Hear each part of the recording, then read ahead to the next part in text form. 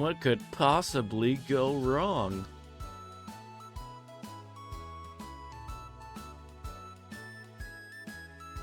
Oh God, natural light. Yep. Welcome in, Hattie. Oh, pardon me.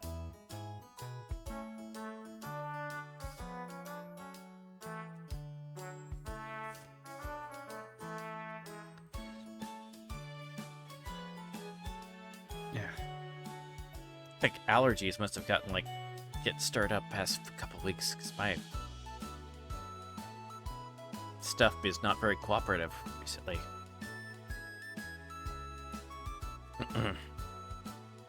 It just means I'll have to be more keep a close eye on hydration. Please don't choke. As long as a bug does not enter my mouth again, I think it'll be okay.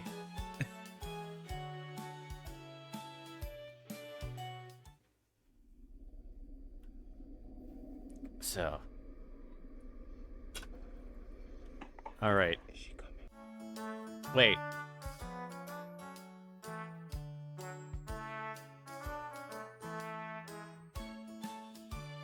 Y'all heard that, right? There's whispering when I went away from it during that long.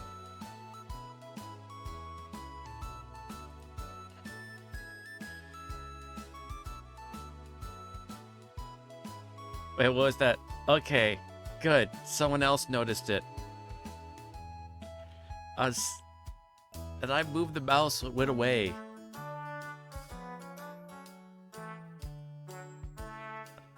Hold on. If we keep it still for a bit longer, will it come back?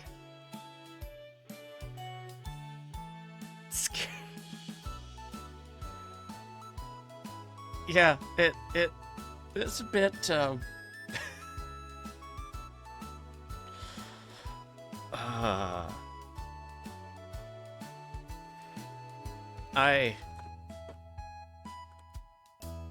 I know there are a number of games that rely on such things. So,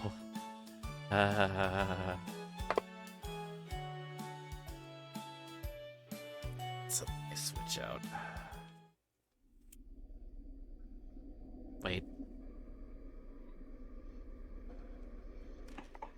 Is she coming?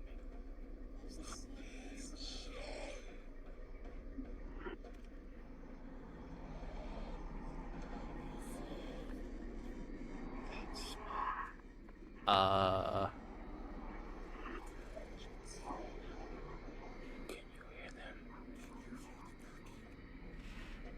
I think we might be in danger.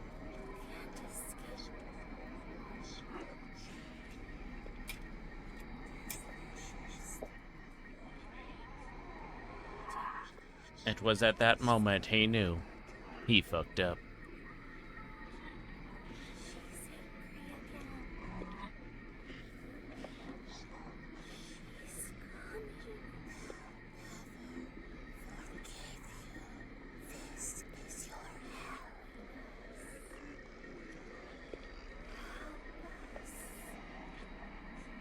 Should we leave it? I'm scared if I could keep it going. No.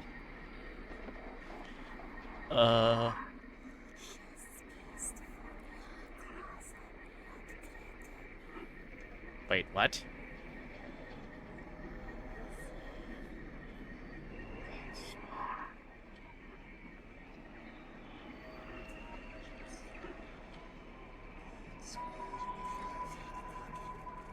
I'm scared. Okay, good. I'm not alone.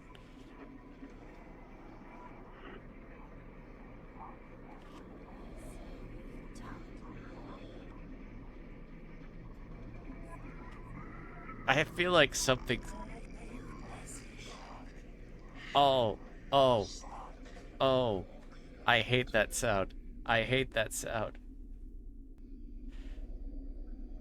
Where's the that thing? I hate that. Is she coming? Okay. It's a loop now. All right, we can continue.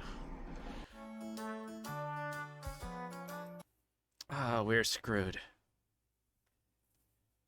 This game is not suitable for children or those who are easily disturbed. Do you wish to continue? I'm always disturbed. Okay, it's.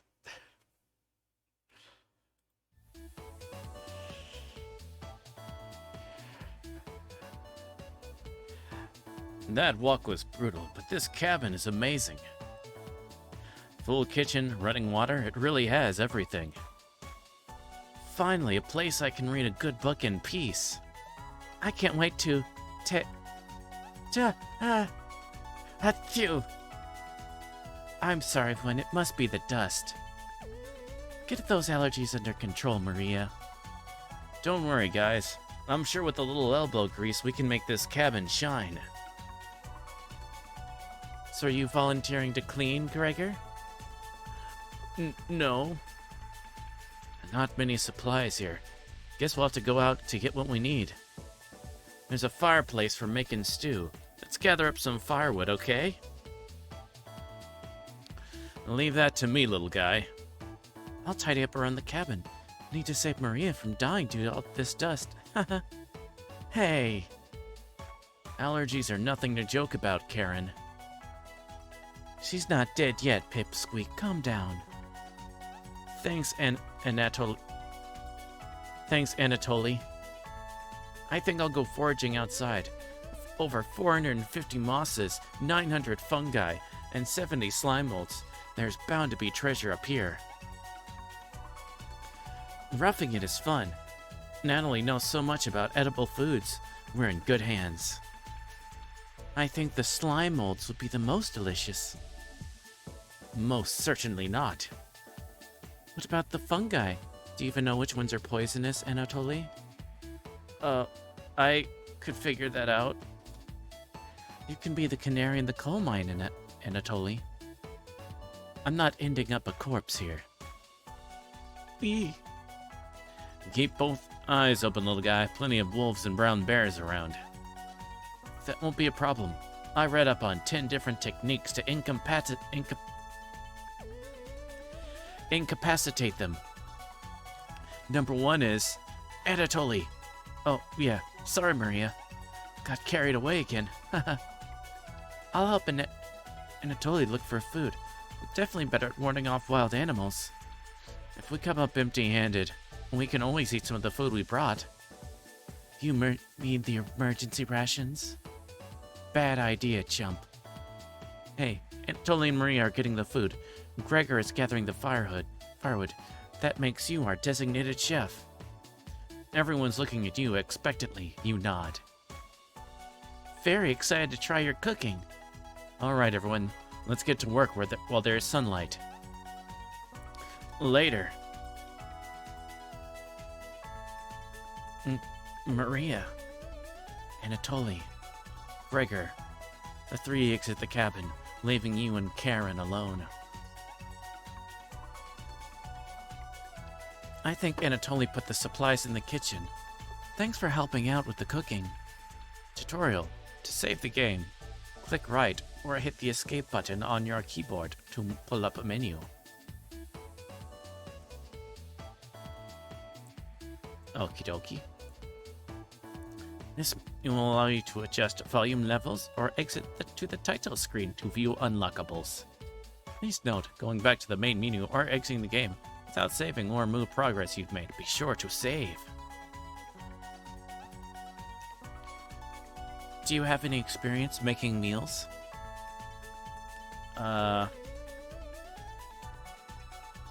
Let's see. Of course. Probably not. I'm extremely lazy. Say nothing.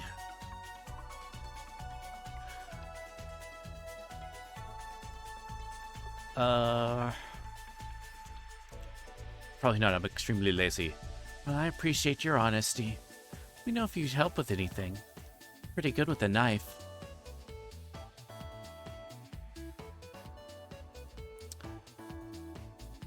I feel like that was foreshadowing.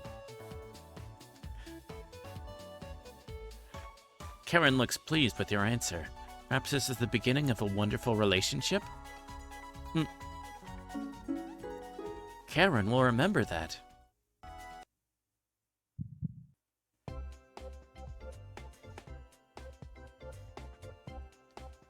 Yay!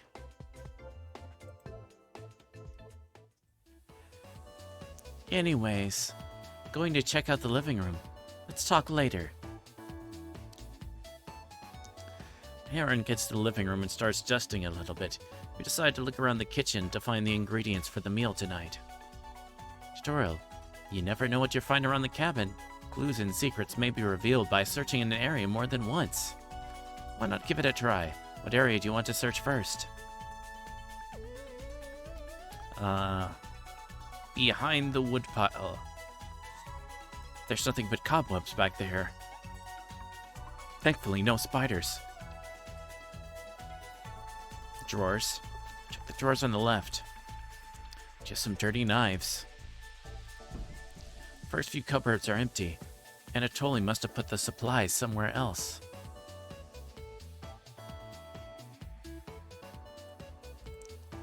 Check the cupboards again.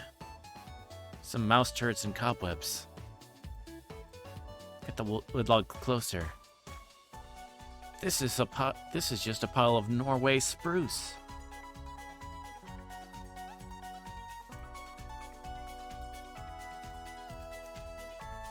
Norway spruce won't burn as hot as logs from an oak tree.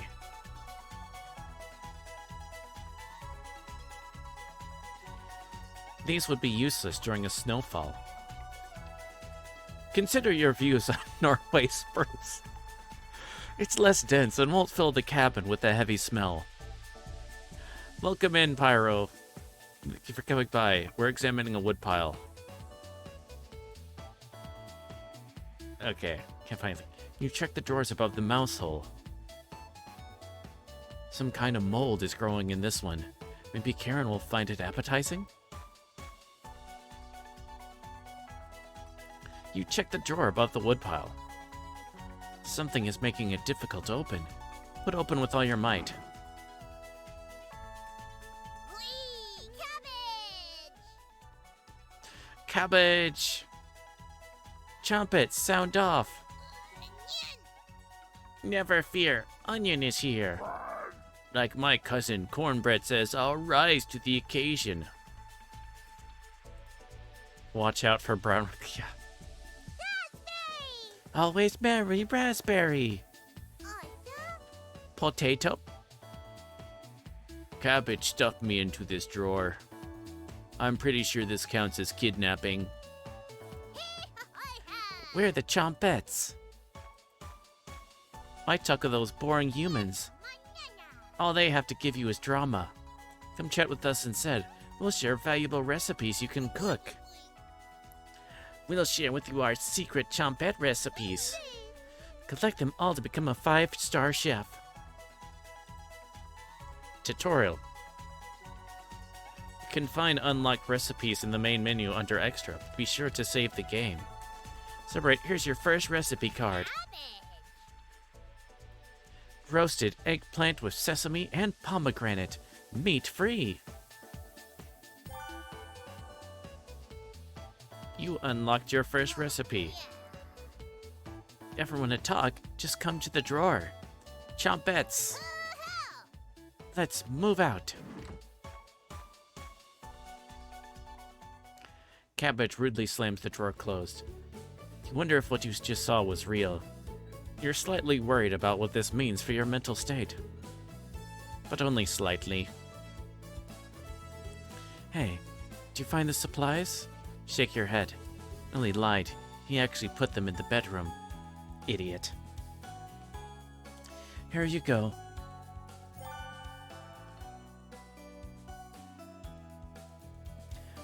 You got the emergency supplies. Karen leaves you alone. You start a fire with some of the wood and get to work on cooking dinner. A nice entree, vegetable stew. In a large saucepan over medium heat, you heat some water with potatoes, carrots, and celery in it. 15 minutes later, you drain the pan and set the vegetables aside. Placing some butter in the saucepan, you melt it over medium heat. Throwing some chopped onions in, you cook it about 10 minutes. The onions are tender and translucent. Perfect. You next mix in some flour, salt, pepper, and heavy cream into the saucepan, adding the vegetables to the mixture. Hours pass.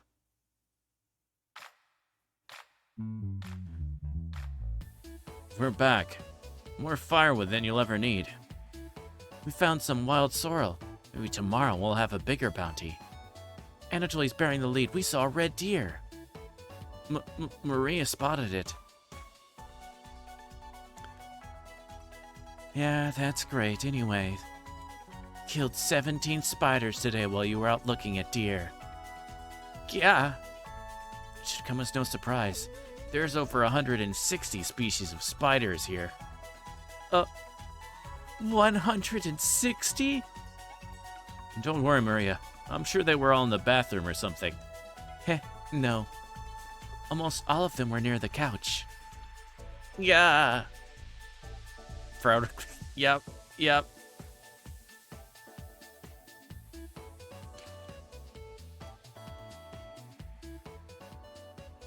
Wait a tick.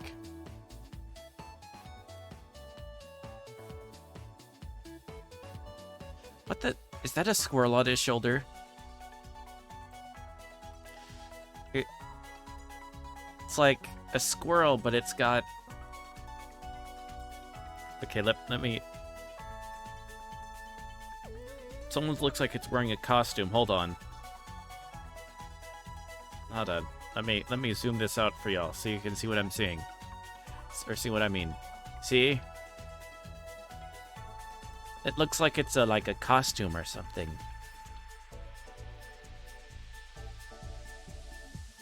Though it changes.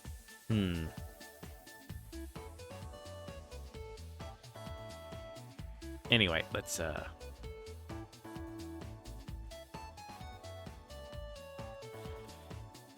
probably gonna be overthinking that way too much. That hit in my face. Yeah. I was going to sleep on the couch. That's where 16 of them were. I'm not sleeping on that couch then. And there's only 2 beds in the bedroom. Don't sweat it, Maria. I can sleep anywhere, so I'll sleep in the rocking chair. I'll sleep with one eye open, just in case any of them swarm the couch. Thanks, Gregor. Karen and Anatoly, you two take the bedroom. Thanks, big guy. Joke's on you, Gregor. I always planned on taking one of the beds. Anatoly, I snore louder than a lumberyard. Sweet dreams, chump. You turn back to your bubbling vegetable stew and try a bite. This tastes pretty good. You cooked vegetable stew.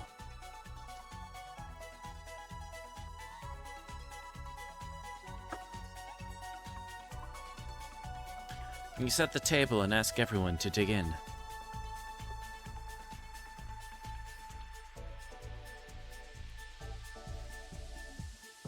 What is that third bed then? And why is it just why is it like bed made of spiders? Oh no. Wow, this smells delicious. Thank you. You must be a world-class chef. Karen takes a bite. It's bland as hell. Karen! Tastes like every other vegetable stew I've ever had. So generic.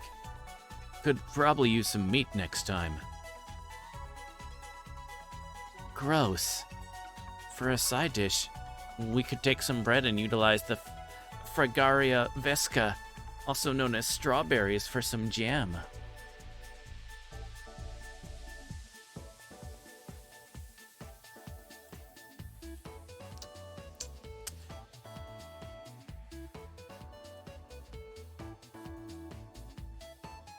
Markiplier, could you take this one? Thank you.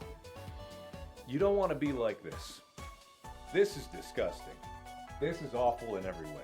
If I could kill it, I would. But I legally can't. But I've considered it. Thank you for that. Ahem. Nobody cares, Pipsqueak. Everyone laughs at Karen's polite ripping. Nothing makes you happier than cooking a great meal for friends. This could very well be the best day you've ever had. You go to bed stuffed.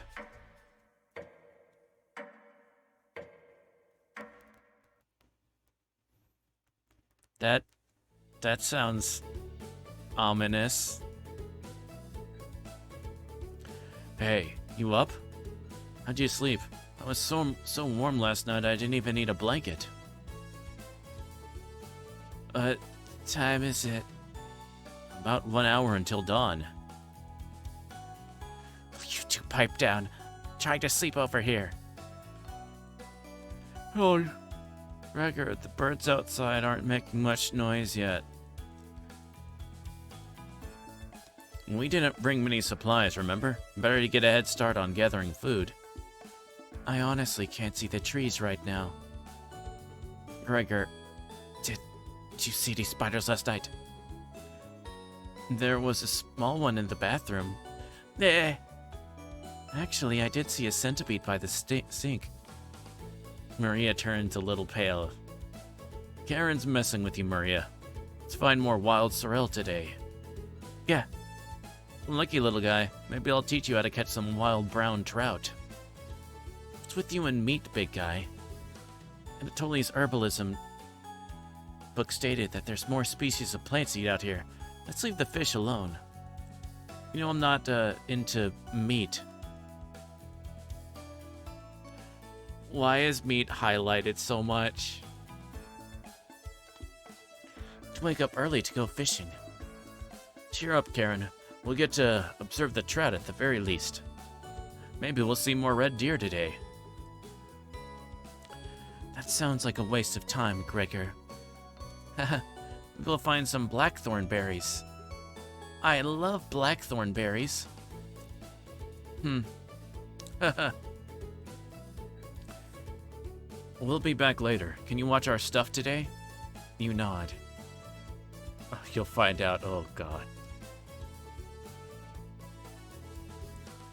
It's about to get Sweeney Todd up in here, isn't it? Heh. Don't steal anything, okay? You nod. Maria, Anatoly, Gregor, and Karen leave the cabin with a hop to their step. You're alone, but thankfully you have a drawer of chompettes to keep you company. Tutorial. Each day, you'll be asked to explore a different part of the cabin. You only get one choice, then the day will end. Choose wisely. What do you want to check out today?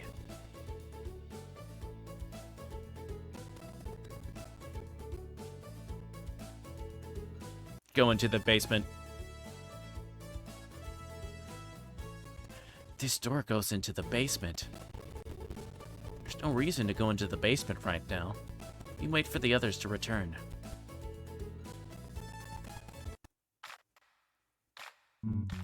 We're back. Heh. Knock it off, Maria. It's pretty rare to be scared of one. It's not. Who knew the big guy would be so scared of... Shut up. You don't understand. I don't think anyone understands, Gregor. It was just a marmot, Gregor, not a monster. Maria laughed so hard that your ears ring.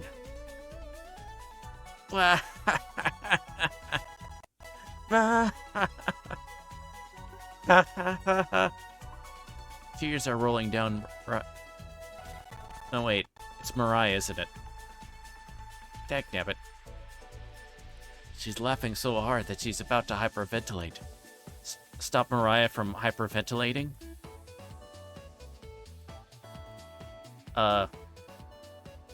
Absolutely not. Oh, okay. One less mouth to feed, right? You don't get it. It's pretty personal. Then please explain, big guy. Gregor looks incredibly uncomfortable. Let's leave him alone. We found some raspberries and elderberries near the cabin. Quite the selection of berries. And we also found more wild sorrel. Is this going to be enough for a good meal? Everyone is looking at you for an answer. You decide to do an inventory of all available ingredients. Takes you well, but you decide on your specialty, the cabbage rolls. First, bring a large pot of water to boil. You let the cabbages boil for 2 minutes, draining the pot into the sink.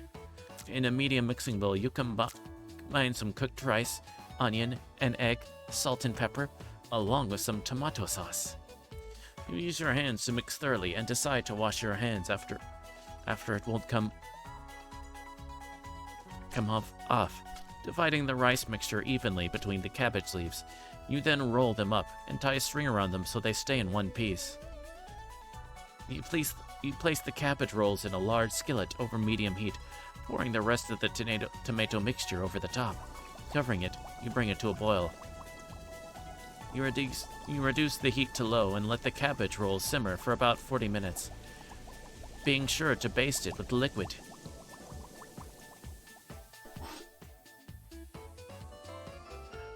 You cooked cabbage rolls. Mariah looks optimistic. Karen looks skeptical. Anatoly looks curious. Gregor looks thrilled. You watch intently as everyone takes the first bite.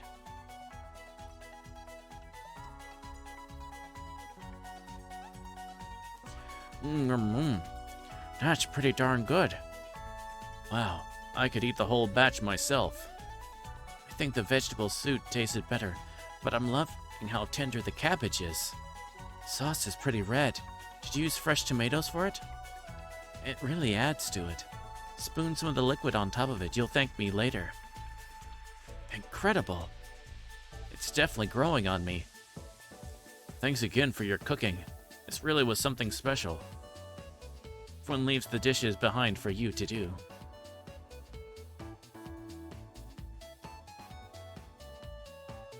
Not happening. Settle in and go to bed. Everyone goes to bed full. Tomorrow will be another great day.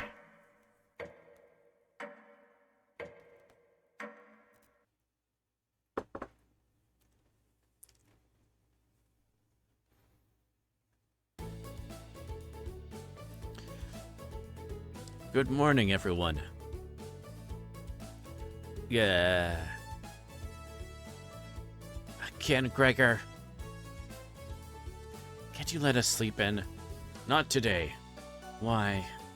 Storm clouds are gathering outside. We need to find some food before it begins to downpour. Gregor, you're overreacting. We have enough food to last us a while. Enough food? I thought we used most of the supplies for last night's dinner. He's right. The meal you made was delicious, but it used a lot of what we had. Gregor's also correct. Precipitation is unusually high in this area, with many areas being high risk for flooding. It'd be foolish to not go out and look for food today. You really think it'll flood? Thankfully, the cabin is on high ground, but that doesn't mean we're safe from floodwaters. It's always a possibility, so it can't hurt to be prepared. You're losing it, Gregor. Karen! There's nothing to worry about. I think Gregor's right, Karen. Huh? Won't hurt to prepare for the worst. I think she's right, Karen. Fail to prepare, prepare to fail. Anatoly, let's go out and prepare for the storm. Foraging should be a key priority. There are plenty of edible foods and it has better odds than trying to hunt. Give me a few minutes, and I'll plot out our route on some paper. Let me help, little guy. Anatoly and Gregor head to the bedroom to consult the map. Mariah and Karen are still hanging around. Okay, tutorial. Unfortunately in life, you can't make everyone happy. When given a choice to speak to a character, choose wisely. You can only select one of them. Try to max out your bond with certain characters for unique dialogue and scenarios. Which one would you like to talk to?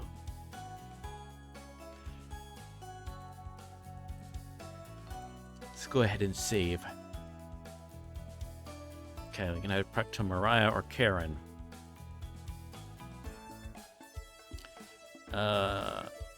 Mariah. Mariah is paging through some of the books on the bookshelf. You walk over to her. There's some great books here.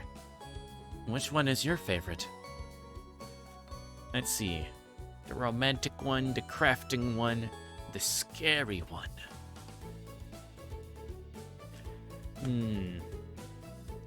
Let's go with the scary one. I already read the entire thing. It wasn't scary at all. Very surface level 4. A cheap imitation of real horror. Ending with a woman screaming. Does that even count as an ending? You tell her it's a prequel to another book. You're kidding, right? I've lost all faith in authors. You know Frankenstein, right? I don't mean the 1931 film. I mean the book by Mary Shelley. It started with a boat around the North Pole. It definitely had more to say than the film. Or this book. Mariah is judging your choice harshly.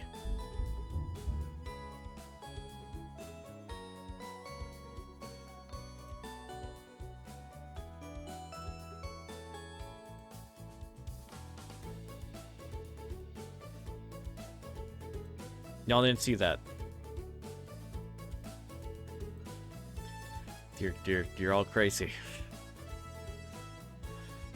Oh, welcome, Daddy Longlegs. Thank you for the fluid check. We like the romantic one. Read a few random pages. Seems pretty melodramatic.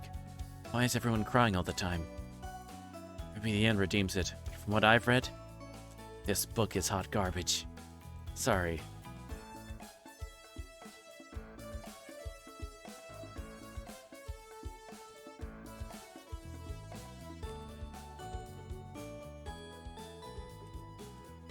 That also didn't happen. Oh, I said the craft one. Oh, me too. Metallurgy is so interesting. Curious about what alloy composition our cauldron is. I haven't seen one like that before. Anyway, great choice.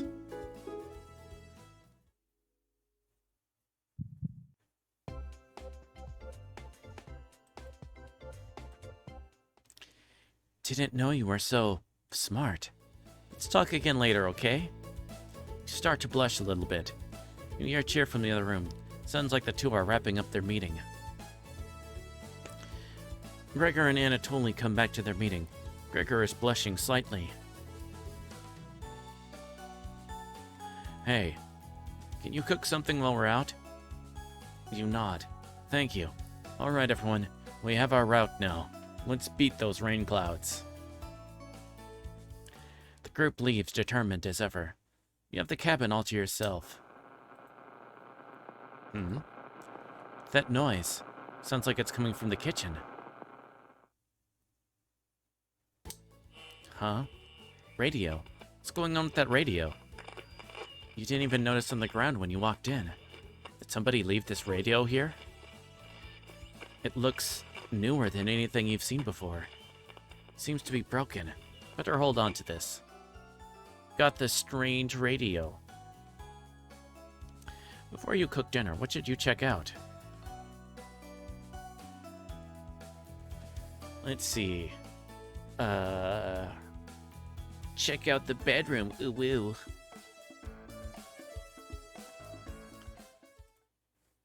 Poor Anatoly. Karen's snoring is so loud she even wakes you up sometimes. Anatoly must be running on fumes. Would he have the courage to wake her up, though? Probably not. You wait around for the others to return.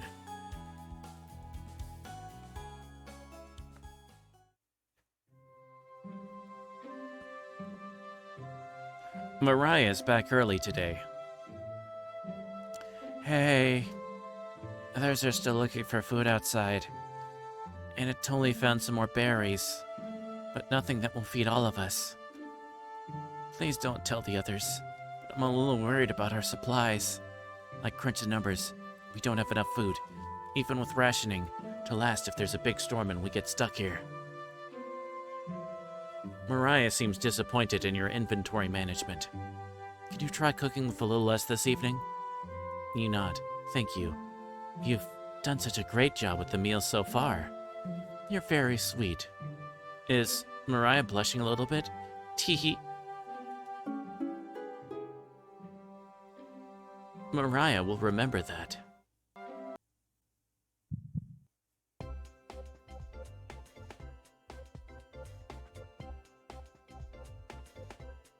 Wait, what did we do? I don't think we did anything, but okay, whatever. Maybe you can teach me to cook sometime. You nod. Looking forward to it. Hey, you could hold cooking classes here someday. Only interrupting a tender moment, the others burst into the cabin.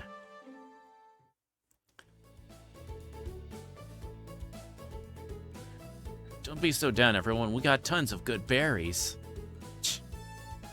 Jam is so bland without any sugar. Do you have any sugar? You shake your head sadly. Yikes. Turn that frown upside down, Karen. Who knows what tomorrow will bring? I'm not smiling for you, Gregor. You missed out. Sunset was really tremendous on our way back. Hues of orange, red, even a little purple poking out. Red sky at night. Sailor's delight. Red sky in morning. Sailors take warning. So we can expect a sailor's delight tomorrow. That's awesome. Such an optimist, big guy. Must have walked a few miles today. Gorgeous sights. You could even see snow on the tips of the mountains. That rumble sounded like a dying calf. You looked from person to person, trying to determine who it was. It was definitely Mariah. Mariah, I'd recognize that sound from anywhere. Gah! Guilty!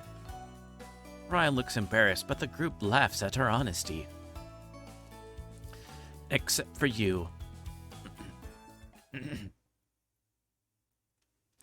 You search your mind for something to say, but all you can think of is an old riddle.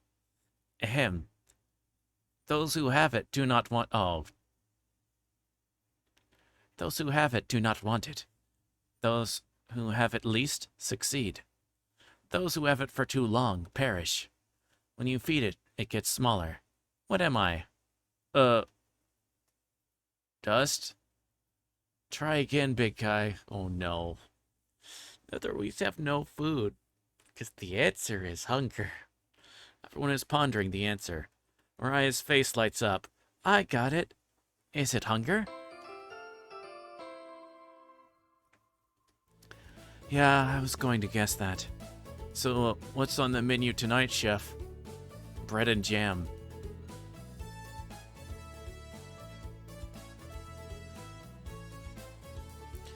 You crush the berries in your small mortar and pestle, spreading it on some crusty bread.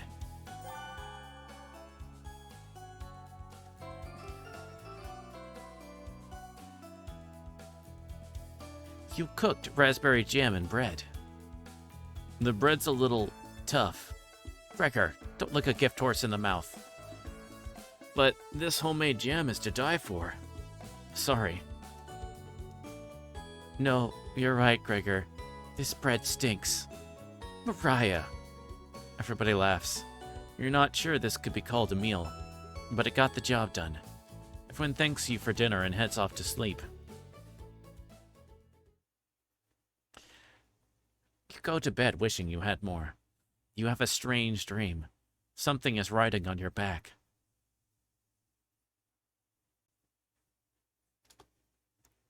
And it's becoming a nuisance. Try to see in a mirror, but you can't get a good look at it. You try almost everything, but it won't get off. The pain between your shoulder blades is getting worse by the minute.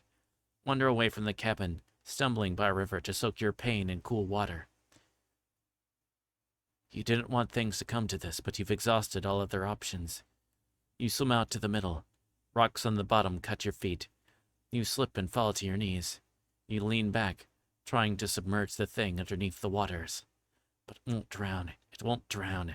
It won't drown. You splash frantically, plunging your head beneath the water. The current takes you downstream. Try swimming to the shore. But it's no use.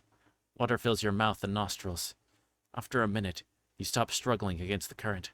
As you gaze up at the sky, feel it leaving your back, drifting into the sky as you sink into the bottom. As you take your last gasp, you see what was on your back staring into your eyes.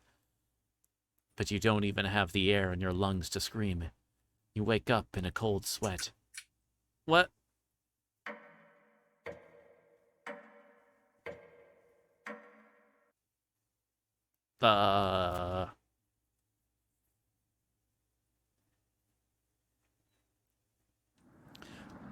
Wake up. Sorry, you're making strange noises in your sleep. What's going on, Gregor? Lightning wake you up? Woke me up. Tried to fall back asleep, but it's so loud. Let's just get back to sleep and talk about this in the morning. Everyone nods in agreement and gets back to bed.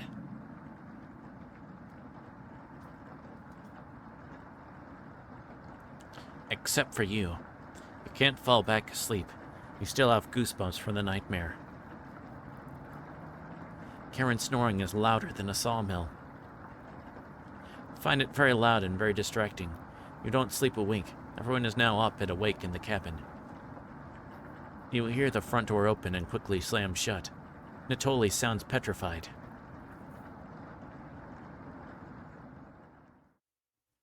I looked out the door. We're completely surrounded by floodwaters. Looks like the sailors take warning was more appropriate for today. Maybe it'll clear up tomorrow? You can't steal big guy's optimism, Karen. Why the hell not? It's all he has going for him. He's also good at chopping wood, though. Haha. Knock it off, you two. Mariah, do you think it'll clear up tomorrow? I give it a 27% chance of clearing up tomorrow. Based on what? I was bored stiff, so I read a book on local precipitation levels for the last 20 years in the living room. Sounds like you're stealing Anatoli's thunder. Anatoly, you're a book nerd, right?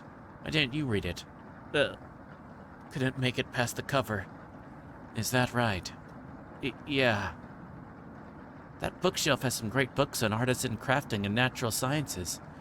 Why let them sit there gathering dust?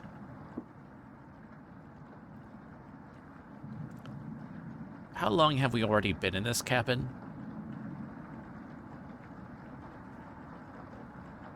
I know the game timer says that we're on like day 3, but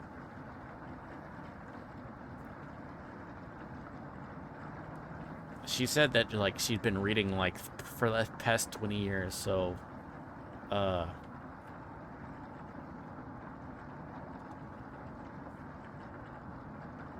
suppose if it's like a regular place they go to. Anyway. How did you arrive at a 27% chance of clearing up tomorrow? It's easy. Take the time of year, multiply it by a factor of... Mariah begins to explain meteorology to you. She isn't dumbing any of this down. Similar to where? It's the first thing you need to understand. Minutes of explanation feel like hours. You look over at Anatoly. He's listening intently to Mariah. So intently, he hasn't blinked yet. You can see his eyes drying up. A tear rolls down one of his cheeks. This is brutal to watch. Mariah finally wraps up her lecture. She ends with a bow. Nobody claps. Tough crowd. Mariah, that was, awe-inspiring. You lost me a few minutes in, but it's okay. I didn't understand a word of it. Yeah. Anatoly turns to you. Anyway, there's no telling how long this will last. We can't leave the cabin until these floodwaters stop. I know our food situation is a little tight, but I know you'll make the right decisions. Well, I believe in you. Me too. Looks like we have enough leftover berries for more bread and raspberry jam. I'll pass on the jam. Just give me more crusty bread. Everyone laughs. Except for you. With everyone stranded in the cabin, you need to keep everyone fed and happy. Sneak out to the kitchen while everyone's still talking.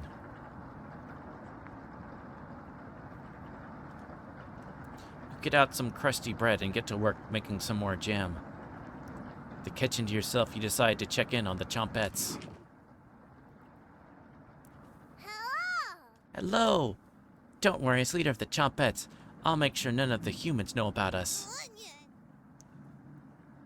That big guy would try eating me like an apple, so definitely don't tell them about us.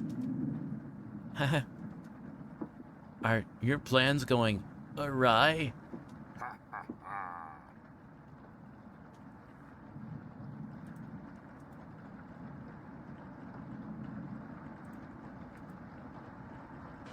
Fuck you.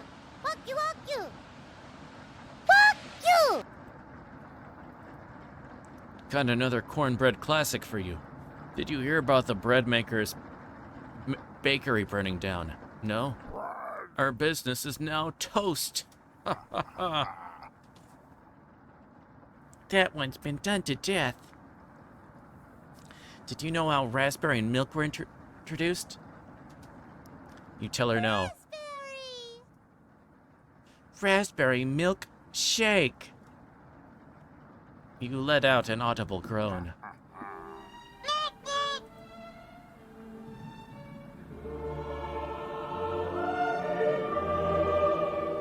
That's a pretty good reaction.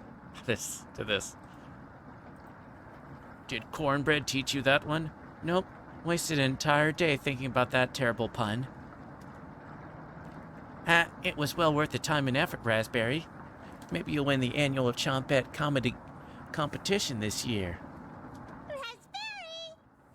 Of course. Onion. Not while I'm here. I won't choke on stage this year. Isn't every year bread? Haha. We still talk about the closing line bread. Going to do great this year.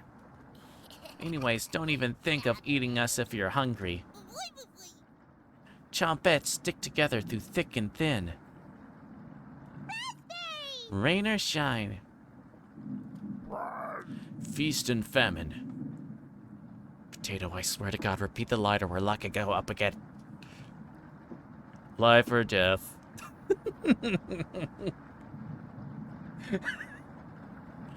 God.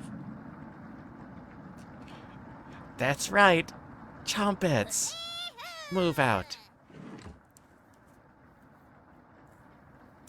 The Chompettes somehow managed to close the drawer on themselves. You bring the crusty bread and jam into the living room.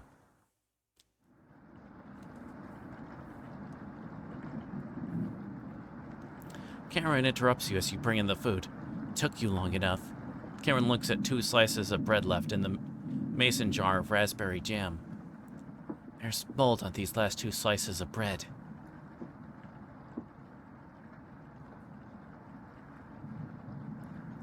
Karen is right. What the hell is the matter with you? You grip the knife tightly in your hand. You think this is enough for 5 of us? Wait. We can't throw this bread away. It's all we have left. Gregor's right. Tully, will mold spores give us food poisoning? No scientist. Sorry. Let's pick off as much mold as we can. Can't leave the flood fodder, so this will have to last us another day. Everyone grimly nods, ripping apart their piece like a pack of wolves. Gregor seems to unhinge his jaw and eat it in one bite. He looks like a duck eating bread. Thanks again. Bread and jam isn't much of a meal, but it's more than we had when we left Ukraine.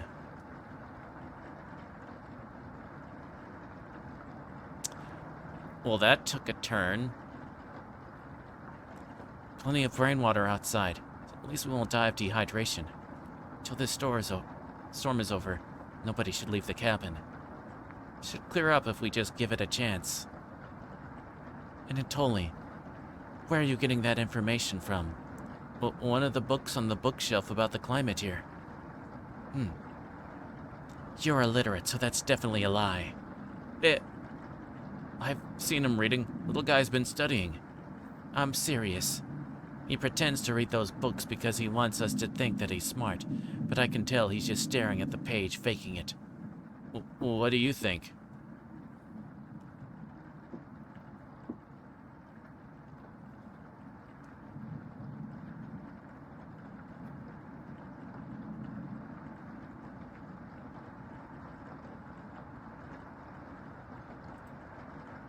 I'm concerned. I'm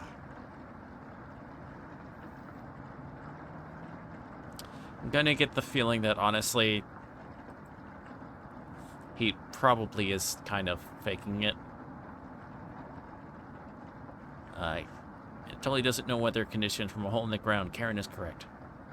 Yeah. Heh. You're funny. I keep pretending with those books, Anatoly. Brutal Karen. Found an old picture book in the living room, Anatoly. Let me know if you want it, small fry. Karen. Karen smiles at you. Guess let's call it a day. Yeah. Sure. Everyone shuffles off to their sleeping areas. 6 minutes later. Glad you called out Anatoly's bluff. Continue to impress.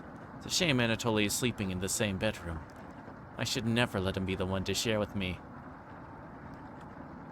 Wait. What? What if I was just me and you? Sure, we could study and squeeze a few novels in before bed. Uh.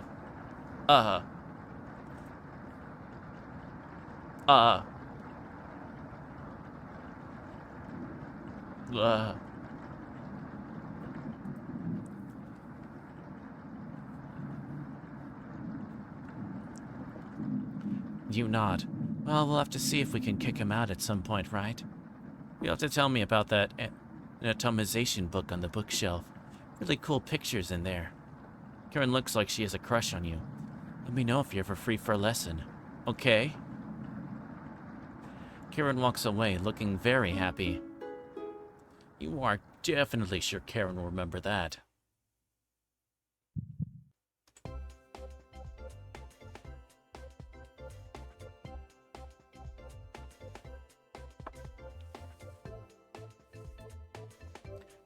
What happens when we get to 5 hearts with her? I'm concerned.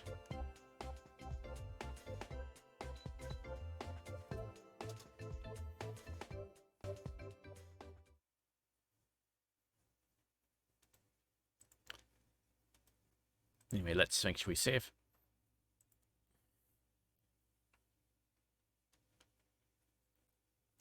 You get ready for bed and put a blanket on. You go to sleep very hungry.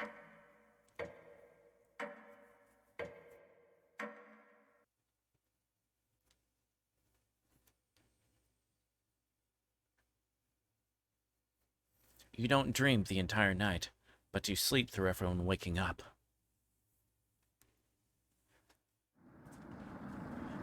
And that's how fast a deer could run if startled. Whoa. Incredible. Impressive. Yawn. I wish we had a deer here. With food getting lower, let's just skip today's meal. Shh. No. It's only for one day. Various cultures and religions have practiced fasting throughout history. That doesn't make us feel better, Anatoly. What options do we have? Our food wasn't rationed properly. Tully leaves, mumbling to himself. So passive-aggressive of him. Vern goes to a separate area. Karen in the bedroom, Gregor in the living room, Rye in the kitchen, and Anatoly in the bathroom. Who do you want to speak to?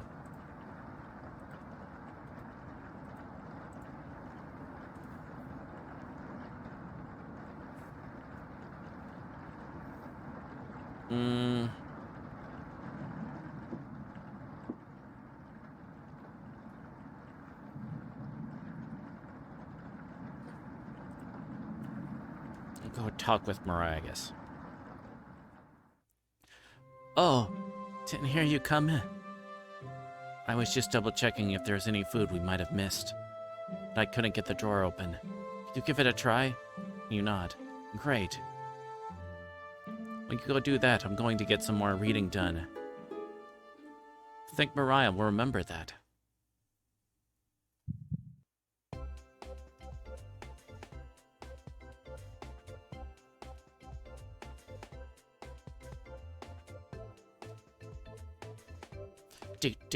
Do. Later. You give a drawer a hard yank open. Hello. Hello. Is the thunderstorm keeping you up at night? You just need to roll with it. Raspberry whispers so quietly you lean over to listen to her. We need to talk soon. Please listen to me when the time comes. Anyways, Raspberry. please don't let the others see us. Cabbage. That's right, Raspberry. Part of being a chompette is secrecy. We wouldn't want those humans to overhear our meetings now, would we? You shake your head. Good. Chompettes, roll out. Chompettes, roll out. It's like Autobots, but instead it's auto. Anyway, you shut the drawer. Everyone looks pretty down this evening. Wish the rain would just stop. You're all doing great. We must be almost at the end of this nightmare. I'm so hungry.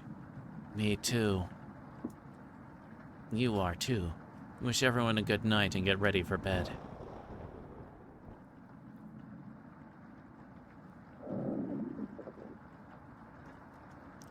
You go to bed with a growling stomach. Wake up. I said, wake up. The rainfall is non-stop again. Did you have anything to do with this? You don't answer a question. Always thinking with your stomach, right? Should reconsider. Might save what little humanity you have left. At least I tried. I won't have a guilty conscience by the end of this. Go back to sleep, monster. I'm not a monster. I'm a kobold. How you meanie. You easily forget about Raspberry's conversation. It's a strange dream. A boy is yelling at you in the kitchen. You keep telling him to lie down on the tray, but he keeps shaking his head, calling you names. So you do it. You lie down on the tray and make your body as flat as a board. You show him how it's done. His anger turns to courage, and he pushes you into the oven. As the stench of burning hair fills your lungs, you see him sneering back at you. Oh, it's Hansel and Gretel. You wake up in a cold sweat.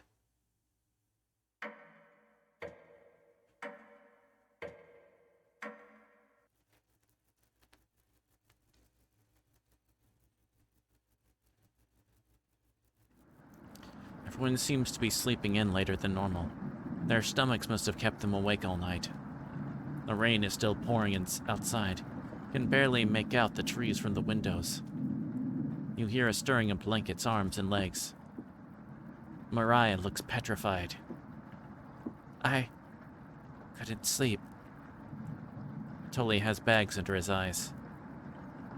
The storm is too loud.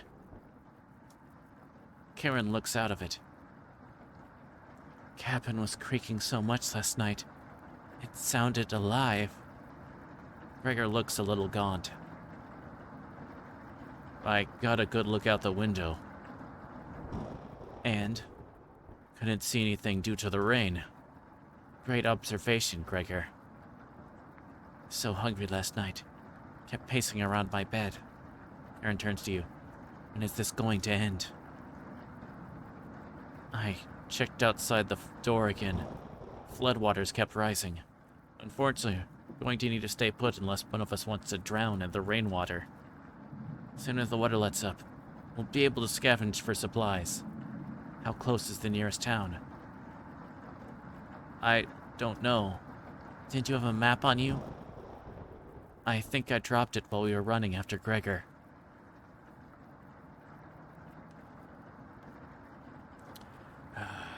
Really, bro? Really? I'm sure it'll show up eventually. I and Anatoly go white as a sheet. How are we going to find our way back now? We'll have to ride out the storm. Mariah looks at you. We're down to our last slice of bread. I don't know how much longer we can put off eating. The group stares at you. We'll clear up in no time. Maybe you're right.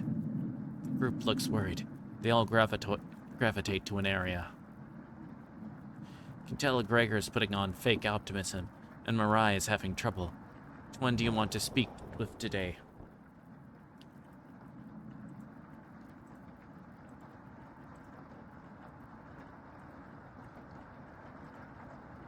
You know what? Let's go with Mariah.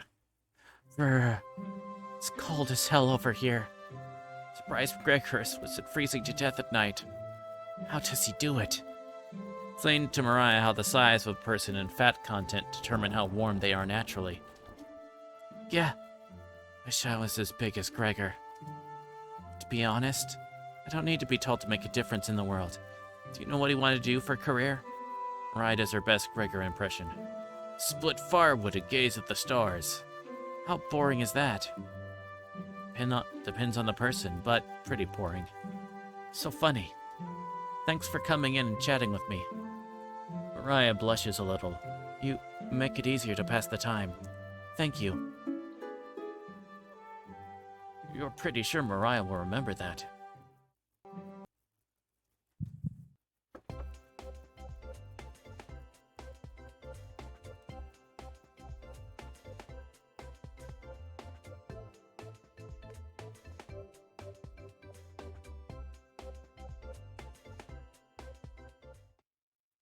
You thank her and leave the bedroom.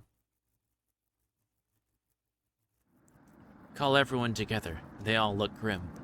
You could cut the tension in the room with a knife. Everyone is staring at you. They're expecting the last piece of bread for dinner. Bring it out. Everyone cannot take their eyes off it. You instruct everyone to take a pinch. Slowly, all 5 of you tear it apart like a wishbone. Everyone studies their piece of bread carefully, wondering how long it will last. Karen is the first to eat hers. She chews each bite a few hundred times before swallowing. Anatoly chews it cautiously, opening his mouth once he finishes each bite. Mariah nibbles on it silently, eyes wide moving from person to person, and Gregor just pops it in his mouth like a cherry. It was gone in an instant. The group thanks you awkwardly. It's not much, but you've run out of options. You wish everyone good night and get ready for bed. You go to bed starving.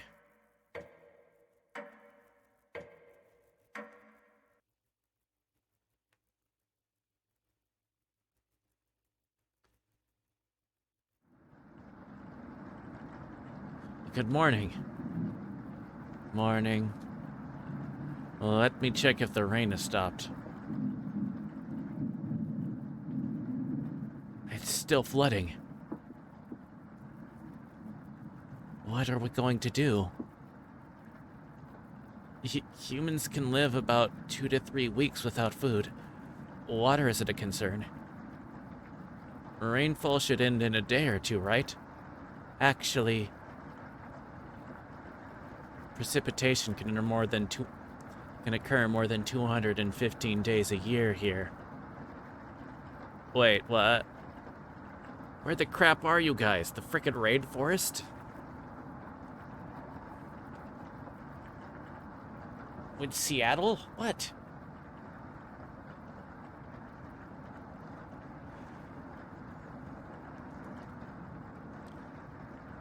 But do you really think it'll rain that long? Anatoly. It's been days already. What makes you think it'll stop soon?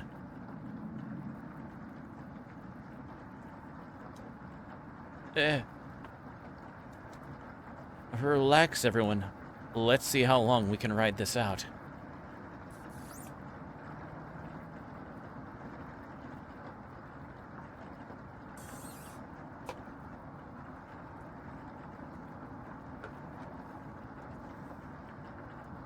Fingers crossed it's done by tomorrow.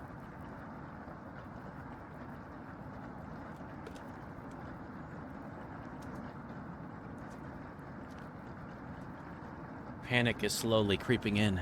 Everyone's looking scared, but you need to survive. It's a trap! Yeah, this is definitely, yeah. Karen and Gregor begin to discuss next options. Do you want to spend time with Maria in the kitchen? Or Anatoly in the living room?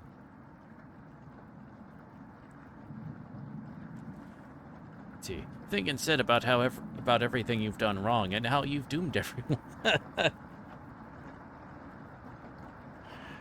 Dad, go.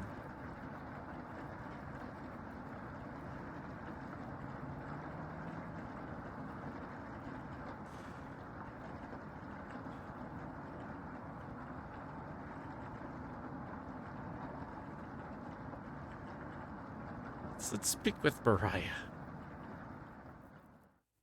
Hey. I looks relieved to see you.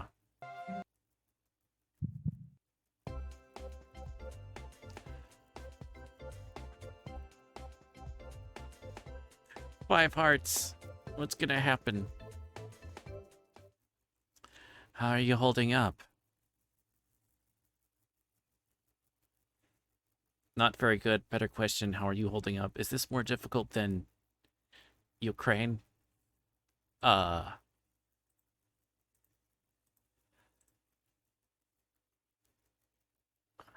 This is more difficult than Ukraine. Not nearly as bad as Ukraine. My father was a farmer. Extremely bright, but extremely stubborn. So they took him. We struggled like other families, but people kept calling him a traitor even after he was gone. The village went mad from starvation after the rationing got extreme. Parents sending their children to orphanages instead of letting them starve at home. It's terrible. Absolutely terrible. Eventually we decided we needed to escape, so we stole supplies until we had enough for the journey. To keep our spirits up, Gregor described it as a vacation. You usually don't face death during a vacation, though. Thanks for listening. Wait. Alexa, Mariah walks away saddened by the memories. You hear Gregor calling everyone together for a meeting.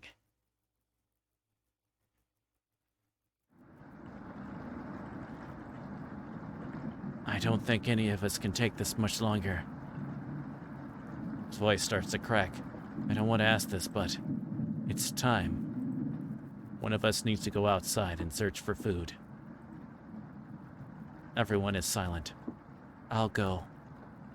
Mariah, I used to swim all the time near my house, so I probably had the best chance of swimming through the floodwaters. No, let me go instead. You won't get very far if anything happens to your glasses, Anatoly. You're blind as a mole rat, remember? That's true, but... Little guy, let me go. Gregor, Sounds good to me. Karen! His arms are definitely the longest. He's probably the best at climbing trees out of all of us. No, that wouldn't be right, Gregor. Let me go instead. I get that none of these options are good ones, but we need to find food or help. Gregor grabs a branch from the woodpile. He cuts it into different measurements. Since we can't come to a consensus, let's draw for it. We'll each pick one from my hand, and the shortest will go outside to search for food. You're not worried about drawing. You saw Gregor cut the branch lengths, so you can tell which is the biggest one of the bunch. You pick it. You watch the others intently. Will it be Gregor? Anatoly? Karen? Will it be... Looks like I've got the shortest. Mariah.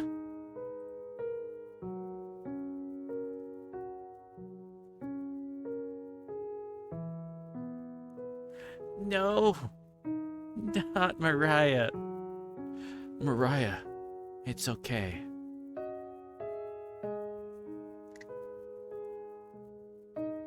I watched Anatoly forage earlier.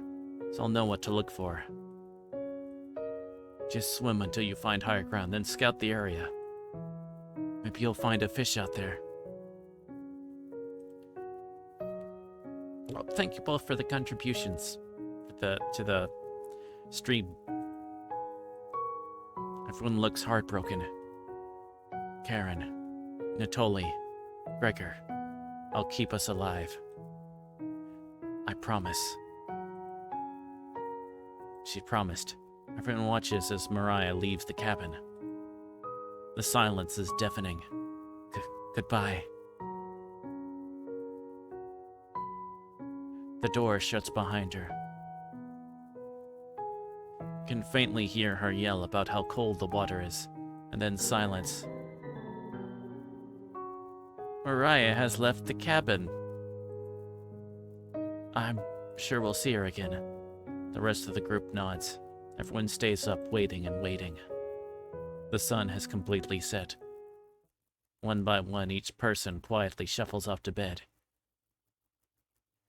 You get ready for bed and easily pass out. You have a strange dream. The two women in front of you could be twins. One of them you recognize, the other is a guest. You ask the guest to sit on a shovel. Then you try pushing it into the oven. Her legs are so strong you can't get her into the oven. You curse at her repeatedly. Like this, you hiss. Stretch out your legs until your toes are almost sticking in the coals. Feel 4 hands on your shoulders, and both of them push you in. The mere smell of smoke and burning hair causes you to throw up on the embers. You can't let it in like this. You rip the metal door off the oven, tearing through the wood logs of the cabin. Screaming, you chase the two through the woods, your burns chill with the wind. The guest looks behind her, and her eyes widen when she sees you. She's terrified. Your fury rips trees out by their roots, soil from the ground, rocks from their pits. You've never been this angry in your life. Their stamina can last forever. You're gaining on them. As you trample through a field of wheat, the guest throws a piece of cloth behind her. Catch the glint of it in the sun, golden. As if by magic, the earth splits in front of you, creating a chasm of fire below. Fall into the pit, screaming as your eyes begin to sizzle from the heat. Hellfire fills your lungs. You're unable to scream anymore. You wake up in a cold sweat.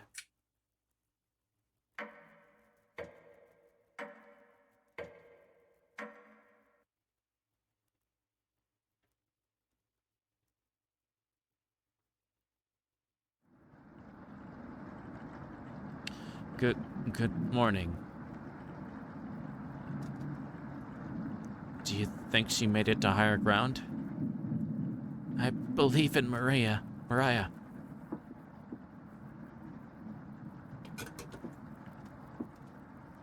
Me too. She'll be fine. Right, little guy? So what do we do now? Just wait? Karen, how long?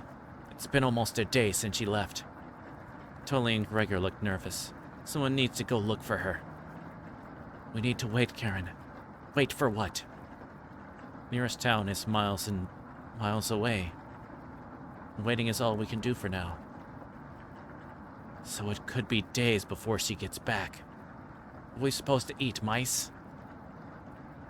Karen.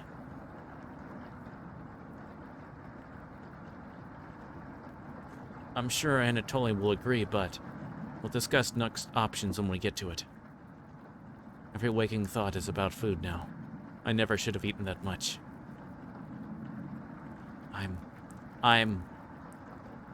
Karen's hands are involuntary shaking.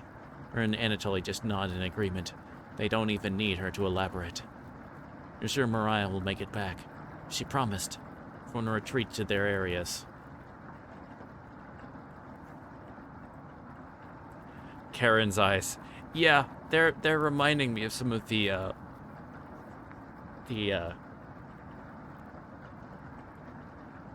it's making me think of some of the really about to go crazy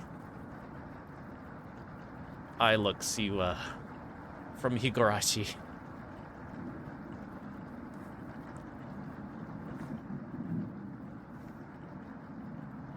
What do you want to do today? What is cry in the shower? Okay. Speak with Anatoly in the kitchen. Talk with Karen in the bedroom. Chat with Gregor in the living room. Let's talk with Karen. I think she needs a hug or something. Shoulder massage.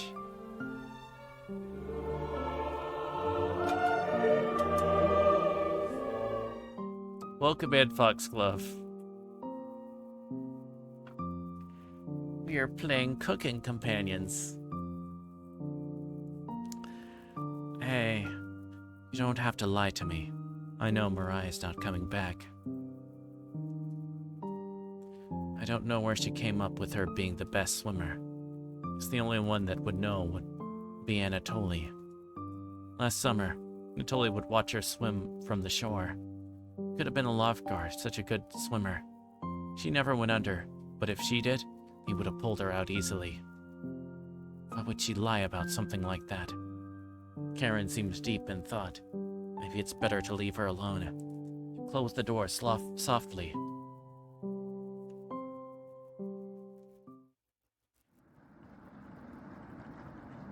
Can't stop thinking about that vegetable stew. I had been fine with the bread and jam. I had been fine with just the strawberries. Oh, thank you for the fluid check.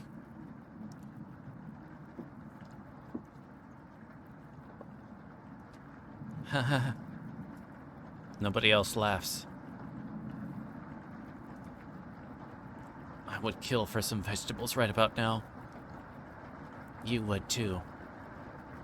Going to try to get some sleep. Good night. Night.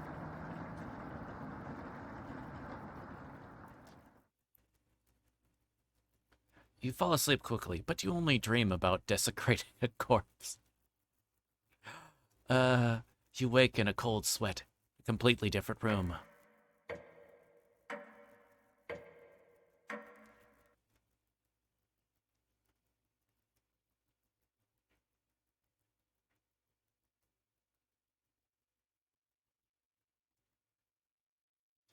Good morning. Karen's looking worse. You cook for the group today?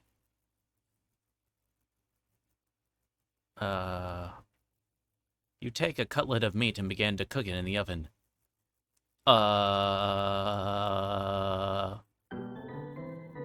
You cooked meat. Where did you get that? Ignored Karen's question. What's that smell? Gregor finally gets off the couch. Where did you... Three of them looking at you, salivating.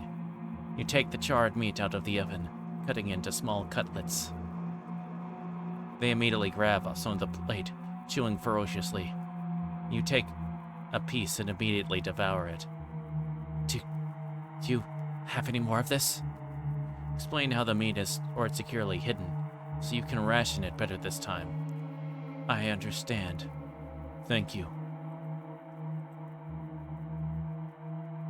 Till he runs to the bathroom, puking in the toilet. You can hear him sobbing for a few minutes. This taste is... Gregor wanders off. Till he returns, looking choked up. I was too weak. Left you some of the meat. Don't fight this, Anatoly. Till he takes a cutlet from the plate, turning his back to the group as he devours it. You can hear him crying. Finally, my focus is coming back. Going to read some of those books. Keep them occupied, okay? Karen leaves you with the men. Who do you want to talk to?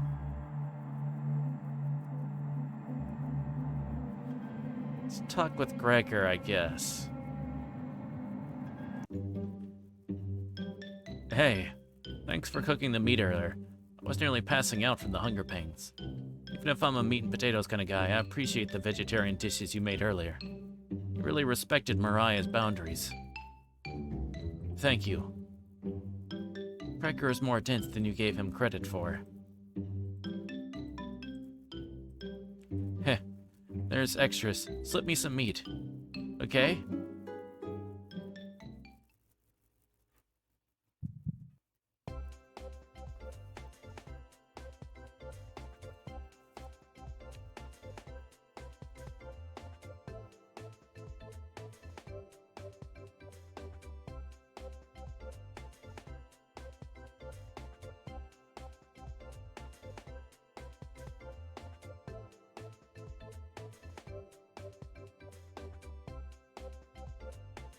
Your relationship is stronger.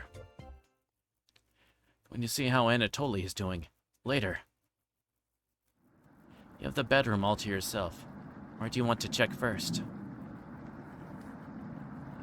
Under the beds, underneath the floorboard, inside the nightstand, inside the birdcage.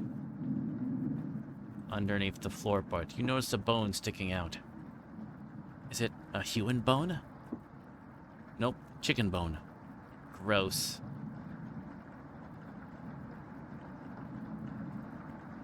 There's nothing in the birdcage. It's completely empty. Onion! Don't be a crybaby, it's just me. Onion! Just playing with some of the toys in this drawer. You're far too old to be playing with any of them. You're never too old for toys. I need to attend a secret chompette meeting. Smell you later. Onion bounces out to the bedroom. The drawer has various children's toys in it. What's this? June 26, 1862. Another body of a child has been discovered within the city of Zakopane, with the remains stuffed into a barrel full of potatoes. The cause of death was identical to earlier victims, with significant blood loss due to multiple stab wounds to the stomach. This marks the fourth victim by the butcher of Zakopane in less than a month. You take the bloody newspaper with you. Hours pass. The meal gave everyone the perseverance to keep going. Eating will just make them hungrier. They're fine now, but they'll soon be begging for more. You've waited long enough. What's for dinner? Calmly explain that you want to ration the meat better this time and there will be no dinner. Fine. I understand. I guess I'd rather eat tomorrow than more today. No arguments? Perfect. Everyone decides to call it an early night. Fall asleep instantly tonight. You have a strange dream. You're having dinner with the blacksmith, but he's not touching his food. The only light in the room comes from the oven. Clears his throat, stroking his beard. I can forge anything, he says. Your eye has been giving you issues lately, so you reply, forge me a new eye, then. You laugh. But then the ropes come out. He ties you to your chair with a long rope to prevent you from struggling. You rip the rope apart without even trying, so the blacksmith uses a thicker rope. No turning back now. He takes a hot poker out of the coals, holding it in front of his face. You can see his beard and eyes watching you. He slowly brings back the poker, aiming carefully for your eye, before plunging it through your skull with a sickening crunch. The force of the blow throws you backwards a few feet. You're unable to break the ropes. You vomit all over your chest. The smell of your decimated eye floods your nostrils. The blacksmith stands over you, spitting on your body. You wake in a cold sweat.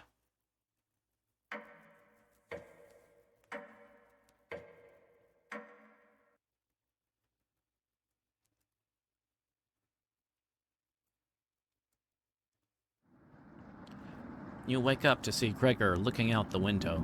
He turns to you, not smiling. Take a look out the window. Do you notice anything?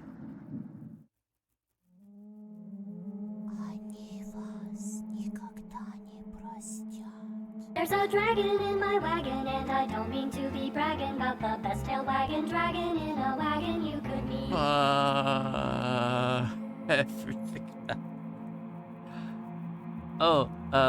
Thank you so much for the follow Unseen Live. Thank you very much. Sit back, relax, enjoy the rest of the stream. The floodwaters have receded a little bit, but everyone is still bound to the cabin. The trail used to be completely visible. It's gone now. Good morning, big guy. Will Mariah make it back? This might sound a little crazy, but every night around 2 a.m., I can hear her outside. She makes this awful gurgling noise like she's trying to get water out of her lungs. Have you heard her, Gregor? Sometimes, when the rain gets faint, I think I can hear her whispering. I haven't heard anything like that. When she's whispering, it's like she's trying to tell you something, right?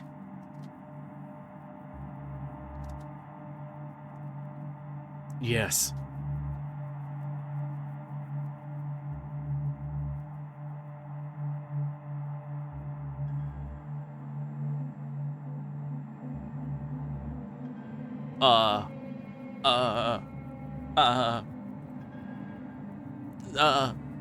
That's not good. That's not good at all.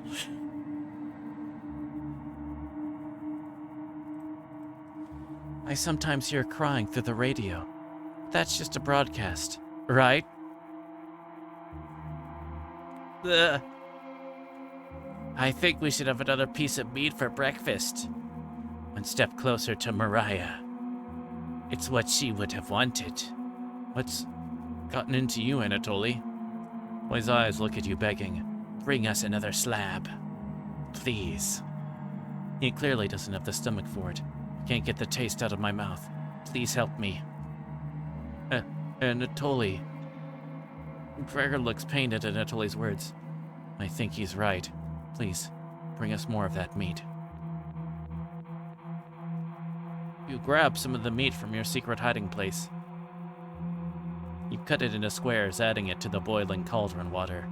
It'll taste bland without any seasoning, but you need to serve it up right away. What's taking so long? Boil it faster.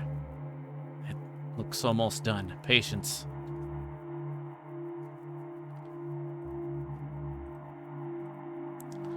It's finally finished. You serve the meat in bowls. Gregor drinks the broth first before swallowing the chunks whole, like a duck does when eating bread. Tully creeps ripples in the broth using the spoon. He isn't eating. I'm sorry about earlier, everyone. I don't know what overtook me. Mariah. Tully begins to weep. You look over at Karen. You didn't notice her even start to eat.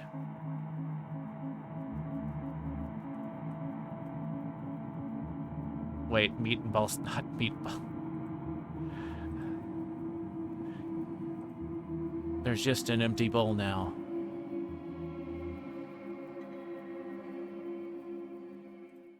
Karen is staring right at you.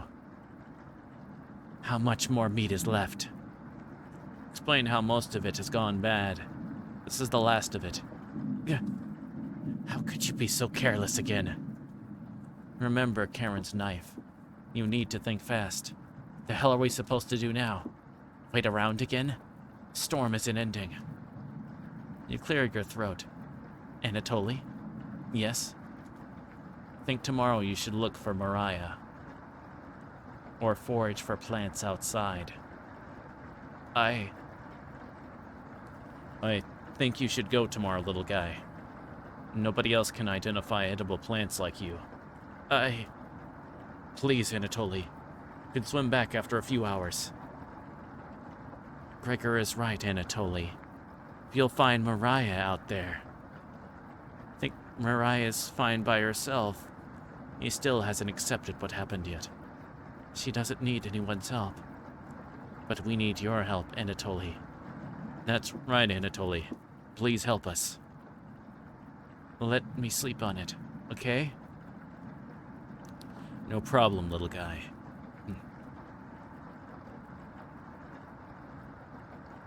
Everyone shuffles off to their rooms, reading books and knitting to pass the time. You go to bed ravenous.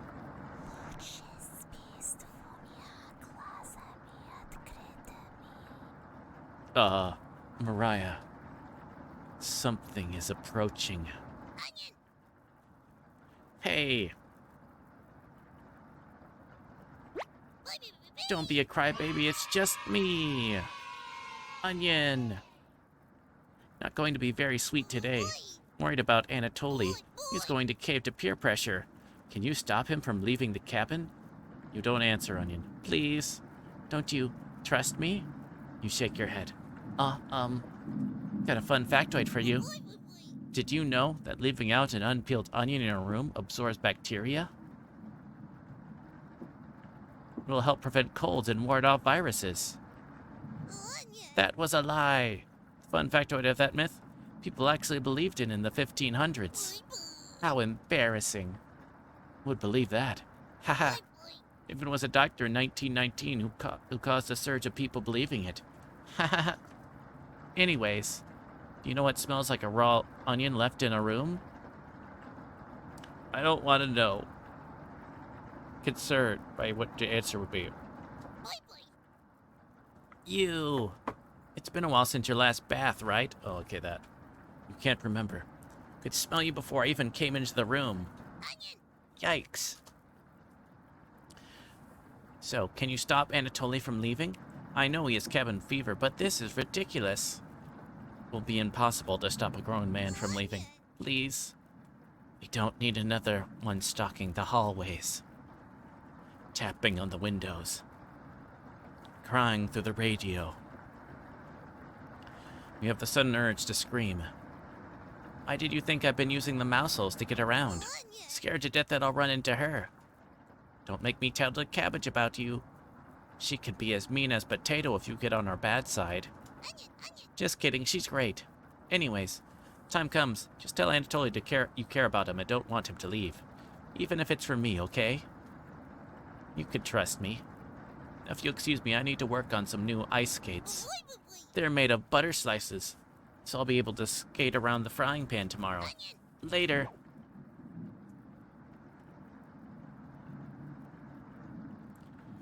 Your mind finally manages to forget everything that happened. You fall asleep again, still ravenous.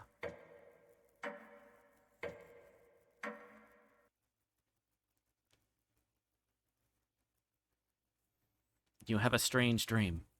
A fox is collecting payment in your living room. You despise him, so you put 2 dogs at the bottom of a sack, then add 6 chickens on top. And the fox smiles at you and leaves. At some point in his journey, the fox will eventually open the sack. The dog tear the fox in half. Filled with such loathing for the fox, you gave him the only thing you had for food, all of those chickens. As the snow piles up outside, you begin to eat whatever you can find. Pillowcases, candles, leather. One day you wake up and have nothing left to eat. Absolutely nothing. Just an insatiable hunger. A few days later, you go mad and leave the cabin completely ravenous. A nearby tree looks like charred meat. Your iron teeth cut through the tree bark, tearing your gums apart by the splinters. Your mouth fills quickly with blood. Days later, a deer gallops by. The first creature in the woods to see your corpse. You wake in a cold sweat.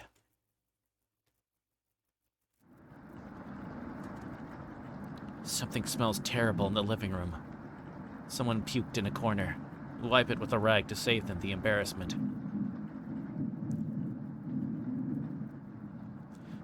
Good morning. Good morning, little guy. Anatoly, what's your decision? I barely slept last night. Her whispers came through one of the holes in the floor. She kept telling me to come outside. We don't want to rush you, but one of us puked last night. That's what that smell was? Anatoly, my patience is wearing thin. You have 1 hour to make your decision. Why so quickly? Because I'm not waiting any longer. You can see the glint of Karen's knife under her dress. Best to watch out for that knife. The group disperses. Tensions seem to be rising. You have 1 hour to kill. What do you want to do?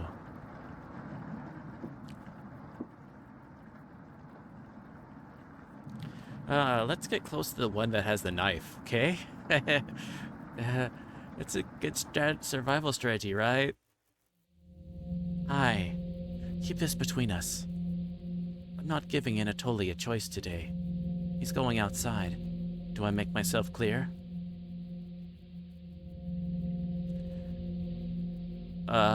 Okay. Good. Thank you for understanding. Karen cracked a smile. Looks like Karen will remember that.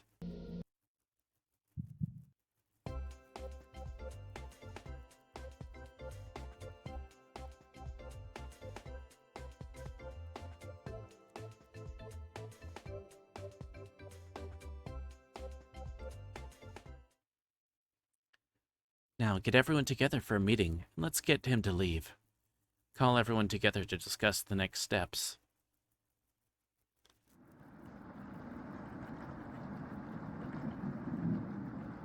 Anatoly, you okay, little guy?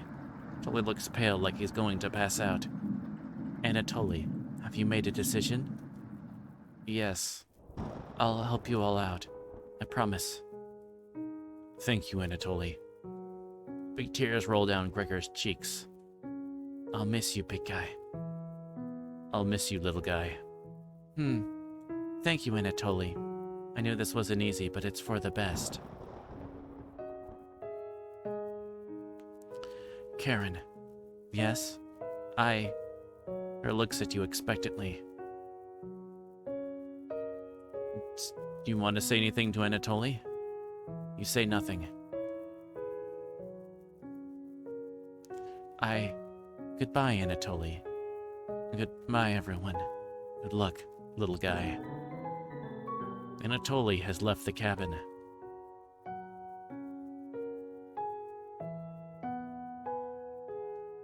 See you soon, little guy. Guess all we can do now is wait. Good night. Karen goes to the bedroom to sleep. I didn't tell him the truth. He's getting choked up. I didn't tell him. Missing him already. Her curls up on the couch for the night, turning his back to you. Shut your eyes, quickly falling asleep. You hear a scraping from the floor.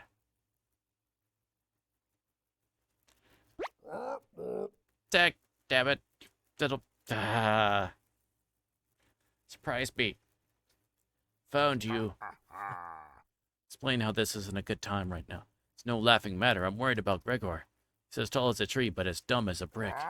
What's the root of that? Ha! Another cornbread classic. We're being very unpopular right now. That's a tree reference, get it? Ha ha. Anyways, you need to protect Gregor from the red-haired woman. Cabbage called an emergency Chompet meeting and told me to give you this mission. Watch out for that knife, and protect Gregor at all costs. Understood? Okay, you nod. It's the least you can do, right? Tell Bread that pun didn't make sense. Haha, on a roll today, I'll see you around. Bread hops away, squeezing himself through the mouse hole with a small pop. You fall asleep thinking about what Bread told you. You have a strange dream. It's lying on the table in front of you. You take off the glasses first, partially cracked, and set them down next to the workbench. Working the saw, you wrap the cuts in an old newspaper. Some of it gets soggy immediately, so you begin drying the cuts with a towel before wrapping. Much better. You hear something approaching, so you clench a fist and get ready to strike whatever's coming for you. You wake in a cold sweat.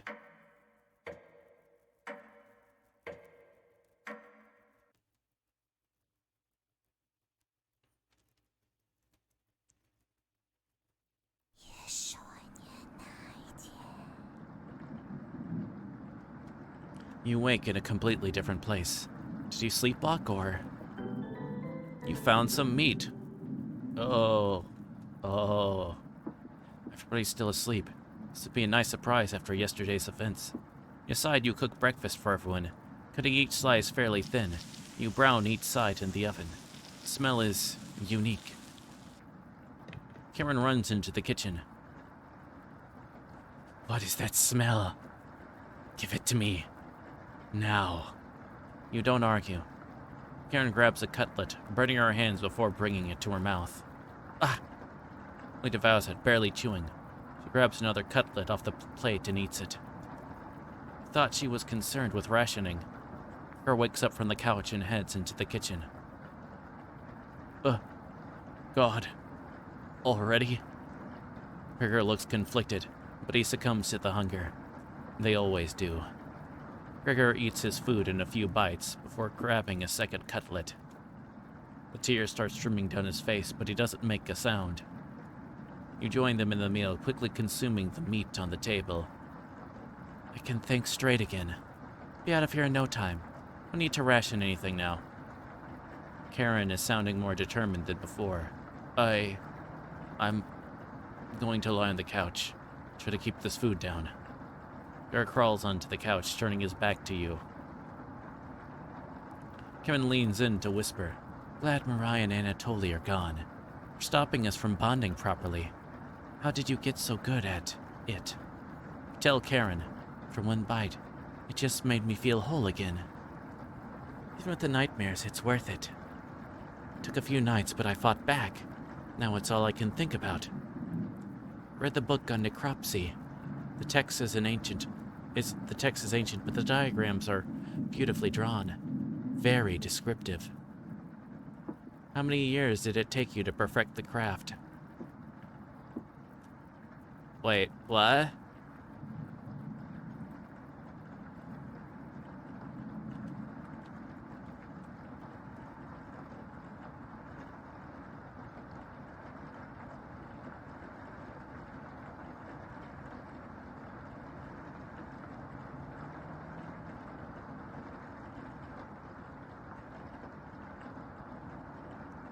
Ah, I see.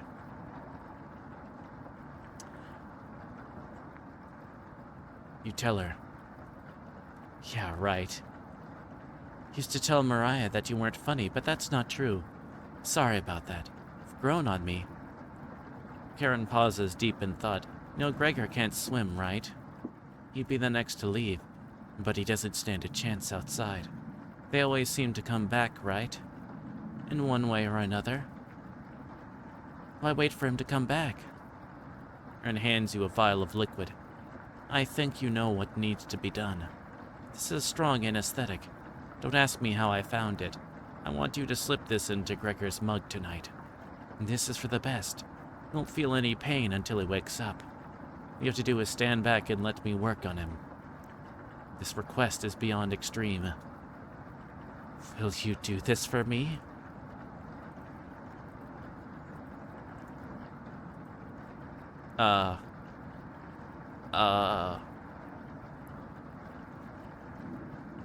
I'm concerned.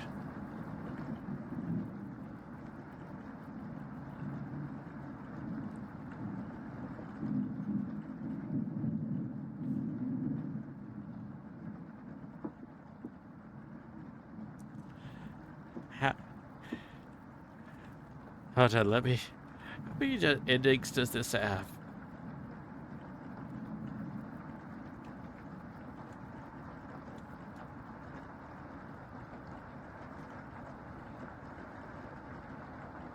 There are 11 endings.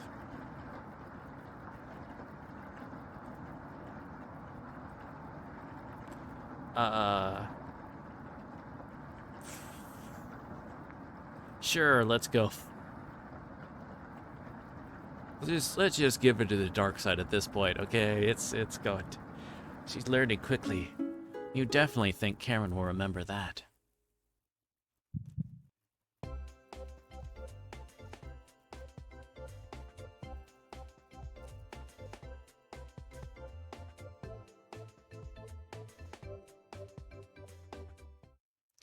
Hands you a vial of mysterious liquid, and you add it to Gregor's mug.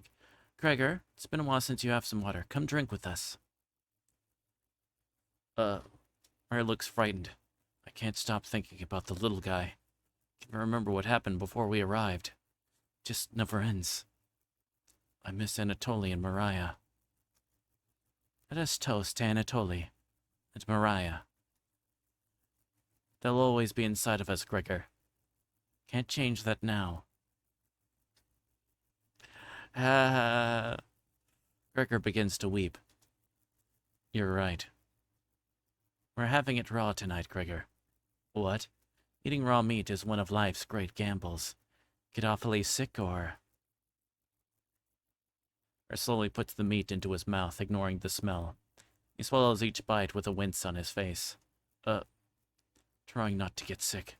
Never forget the first time I met Anatoly. We were kids. I was chopping firewood outside the house. Charlie brought over a butterfly net, filled with them. He introduced himself and asked me if I wanted to hold one of the butterflies. I'd never held one before. He told me not to crush it between my large paws.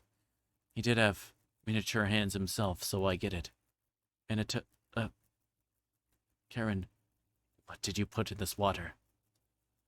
Did you do anything to save your friends, Gregor? Of course. Sighs start to droop. The hell was Karen's liquid? I think it's best to have an early bedtime tonight. Let me help you onto the couch, Gregor. Yeah. Thank you, Karen. Gregor passes out cold. Thank you. I'll do the rest. Even if he screams, please ignore Gregor when he wakes up. Okay? You don't want to interrupt Karen with this. You leave her alone, going into the bedroom and crawling into the bed Anatoly slept in. You fall asleep almost instantly.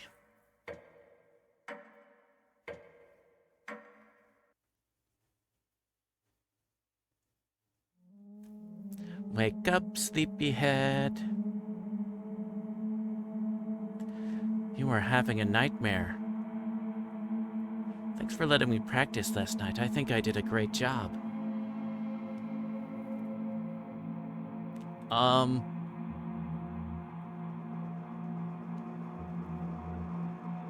There's a number of things wrong with this. Anyone, I needed adult for a lot of, like,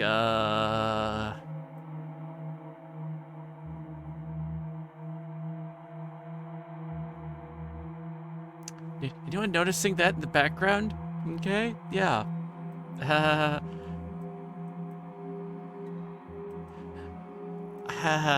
I am in danger.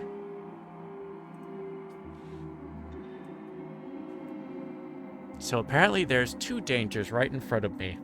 Or one right in front and then one in the little bit in the back.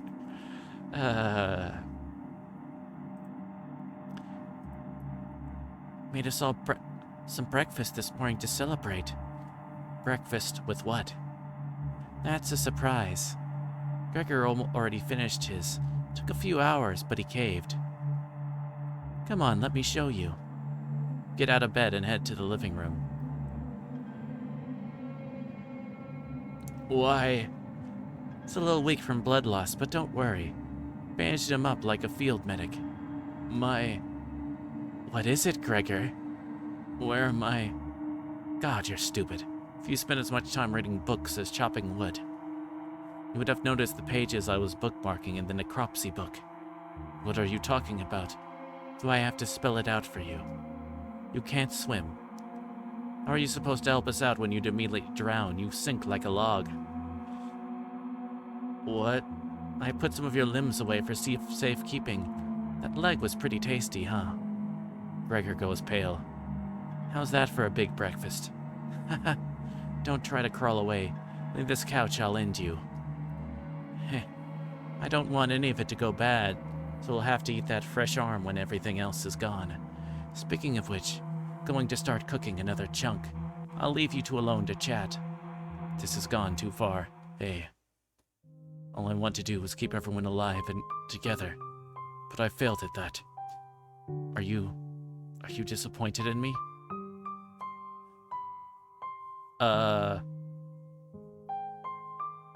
No.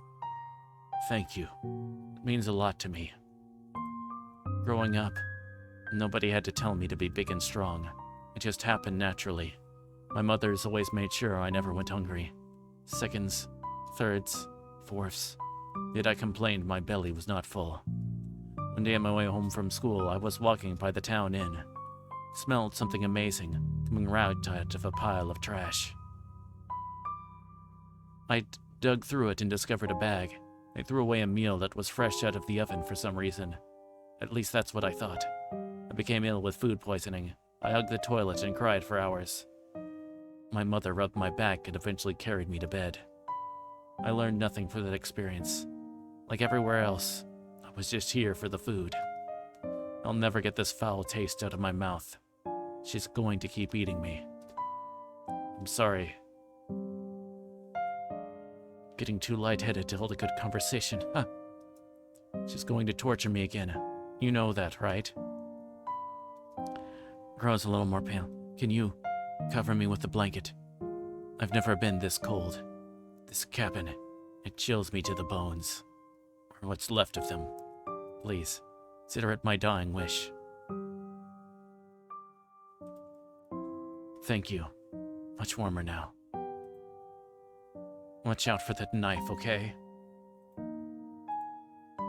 I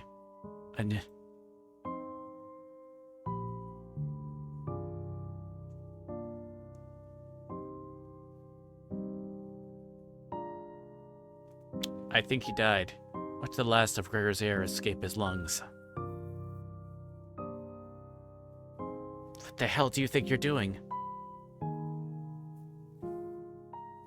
Tell Karen that Gregor gave up. We could have kept him alive for another week. What's wrong with you? No matter. Plenty of food left now. Karen leaves you alone. You head to the kitchen to find the other remains. Gregor. You look at the pile of dishes and your mind starts to wander. Let's play hide and seek. There's 5 of us to find. Can you find all of us? Everyone should know where the basement key is. But I bet one of us is hiding down there. She's whittling something in the rocking chair right now. So watch out for that knife. Probably best to avoid the knife. Wait. Isn't that your knife? Why did you let her have it? You shrug. It's the leader of the Chompettes. It's important you find all of us. So please, don't forget any of us. Good luck. Cabbage rolls away and tries to hide. Why would Cabbage want to play hide and seek right now? You have been neglecting the Chompettes lately. Get her to play along with them, right? Go talk to Karen in the living room. Looks like Karen's just slicing away at a block of wood. Her remains have been stored for safekeeping. Scrubbed all of the blood out of the couch to save you the trouble. Can I help you?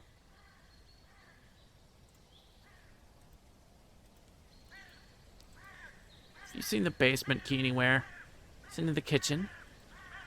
Can't remember. I haven't seen the key. One of the Chompettes can help you find it in the kitchen. So I had to go look for it. Thankfully, there's not too many places for Cabbage to hide. Where do you want to check first?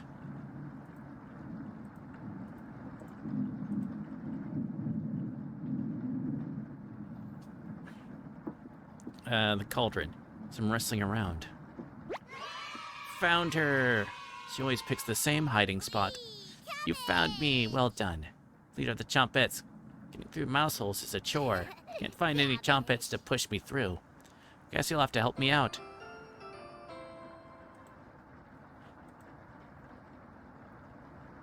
Okay, what's next, Cabbage? Glad you asked. Keep it up, you'll be a member of the Chompettes in no time. Cabbage about the basement key. Forget again, it's right in the nasty oven. There's nothing but a big pile of ashes in the oven. You found the basement key. There it is. That's the room where we found Potato. Find the cauldron for the other one. Got the basement entrance key. Let's go find Onion. He's hiding in the bedroom. She's making hide and seek far too easy. Chompettes, find Onion. Cabbage rolls down the hallway. Can't hurt to find Onion, right?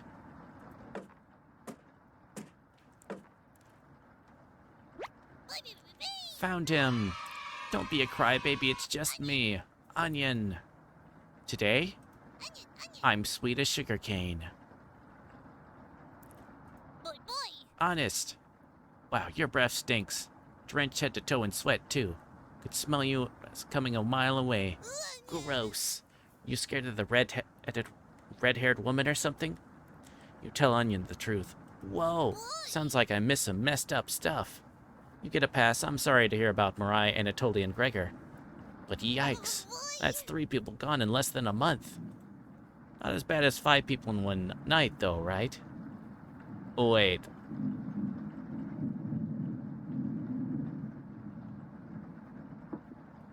There's also 5 chompettes.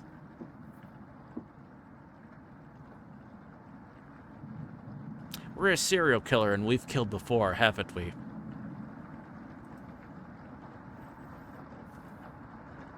That's, the,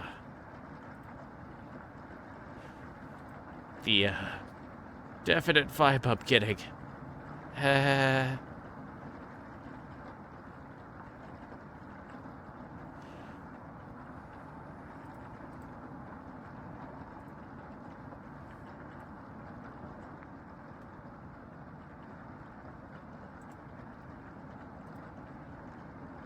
Okay, anyway. I would probably lose my lunch if I had to see that again. Anyways, didn't mean to be rude. I got your back. Join us, Onion. No problem. There's nothing else to do today. That's not true. Bread making noise in the living room. You know how loud he can get. Bread? The one and only. Chompettes, let's move out. Your party is quickly expanding. 3 chompettes left. You're getting a terrible headache, and your face is feeling numb. Your legs aren't moving.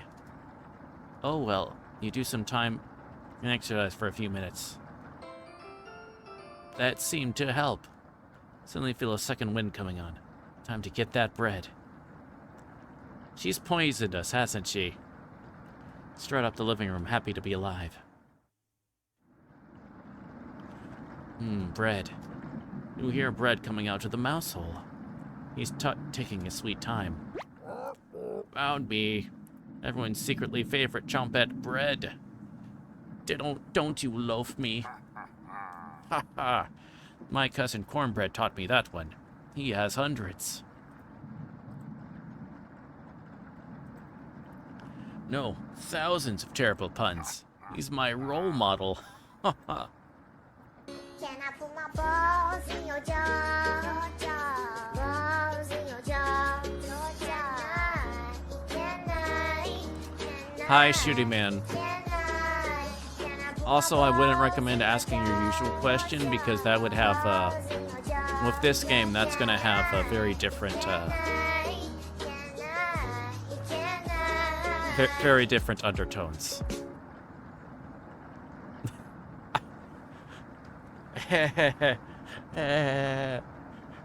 Nothing weird going on this game. This game, okay. So what do you need?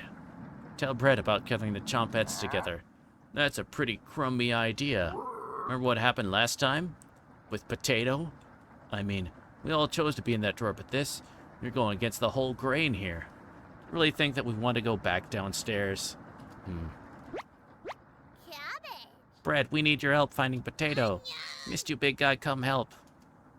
I would never let the chompettes down. Huh.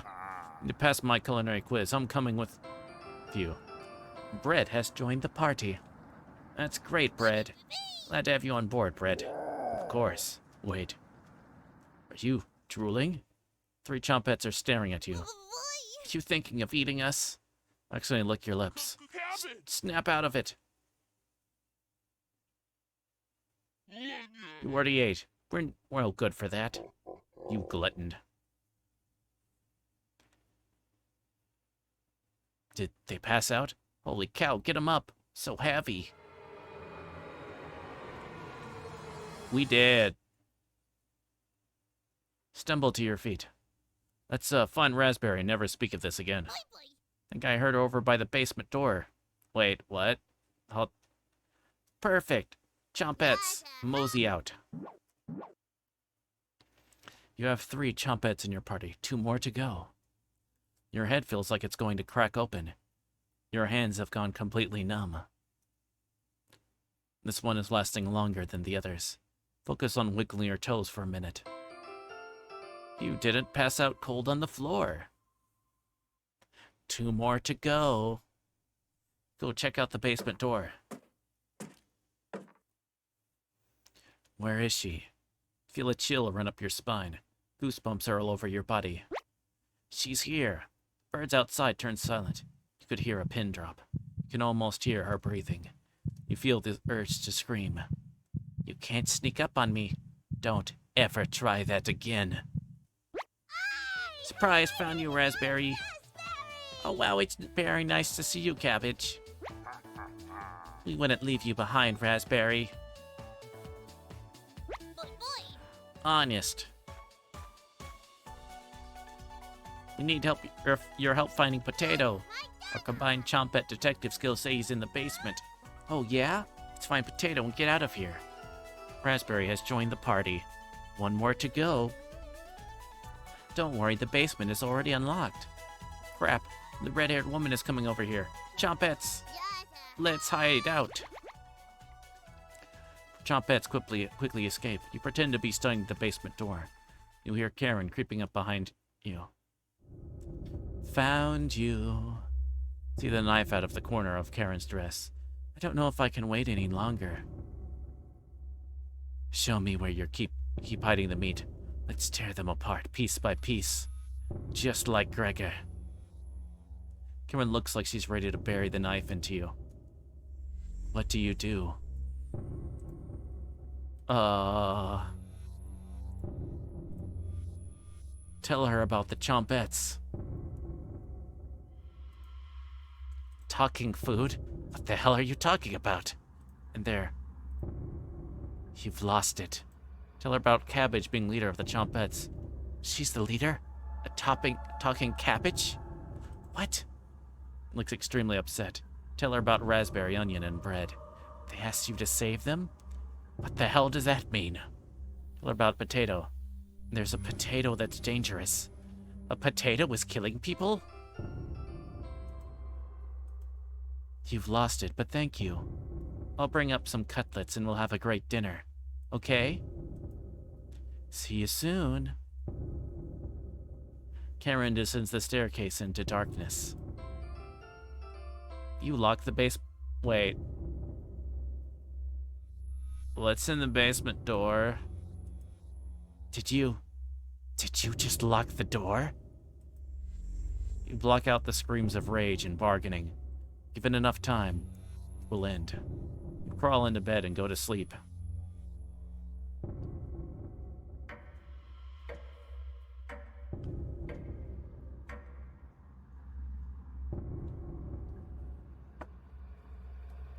You slept in today. The pounding has completely stopped. You really need to go to the bathroom. Decide to open your eyes. You must have sleptwalked to the bathroom last night. The glow of the candle is oddly comforting. The candle blew out, and the door is locked. You find a flashlight in the corner of the bathroom and turn it on. Tutorial, you're in the dark, but you're not alone.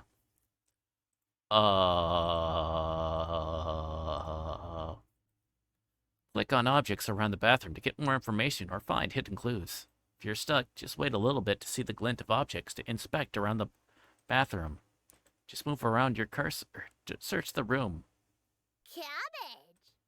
Hello! Hello, are you locked in the bathroom again? Tell her about the candle being blown out. Heh, maybe you just need to try wiggling it a bit.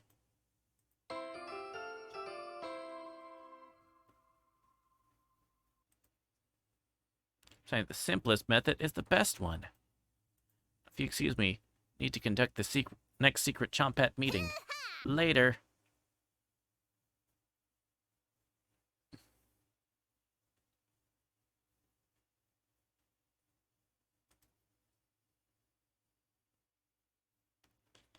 Getting locked in the bathroom is enough excitement for one day.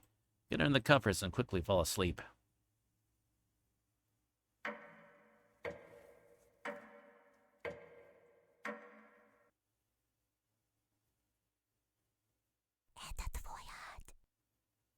Wake up, sleepyhead.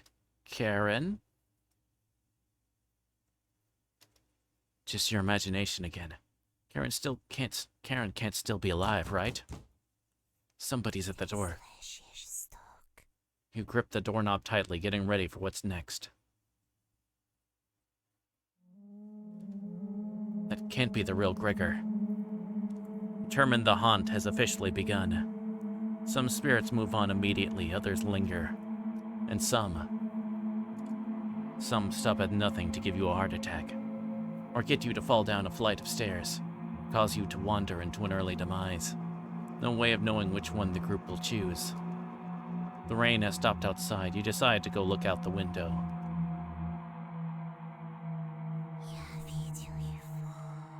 The floodwaters are completely gone. Karen would appreciate the good news, but not after locking her in the basement. No good reason to leave the cabin. Plenty of food here now. You've been so busy you've forgotten to eat. You went to the kitchen for a snack. Karen's hiding spot was too obvious. You take a few bites of meat. You lost more of your humanity. Not fresh enough. Oh well. Decide to crawl back into bed and get a little extra sleep.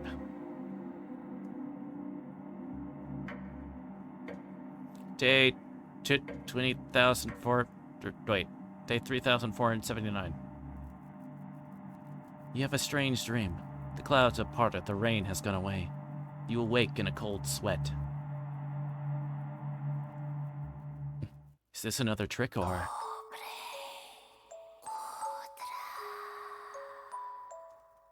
Good morning? She's still sticking around. You head to the kitchen to get breakfast.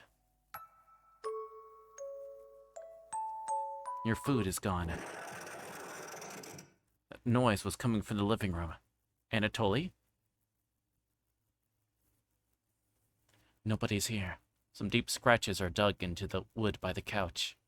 Something is approaching.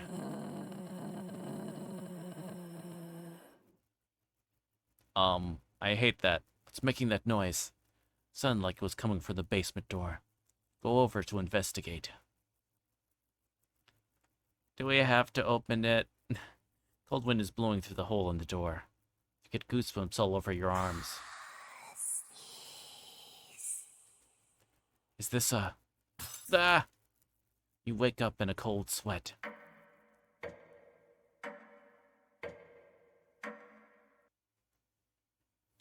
Wait, day 15. It's raining again. They're taunting you with dreams of a sunny day. Get out of bed and head to the living room. You can still smell Gregor here. Should you have intervened with Karen? Probably wouldn't have changed the outcome. It also might have led to your death. And the couch is still comfortable, even after Gregor imprinted on it. Decide to take a nap, which quickly turns into sleep.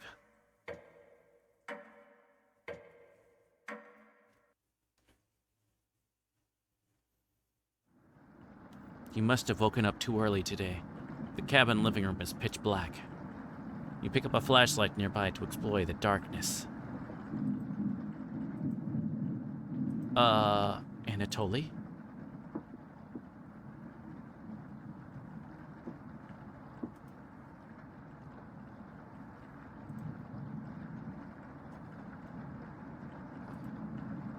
First note you ever received.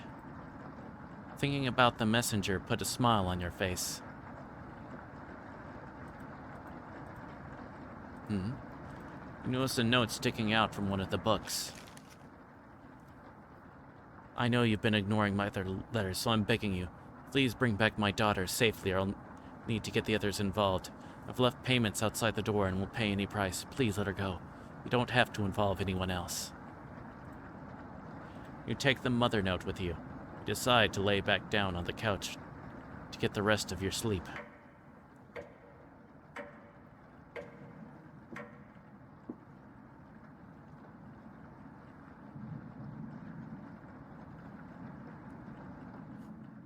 You sleptwalk again. You can hear Potato mumbling in the drawer. Oh, it's you again. Tell me, that first week with the red-haired woman and the others, where did you sleep? You think for a minute, but come up with nothing.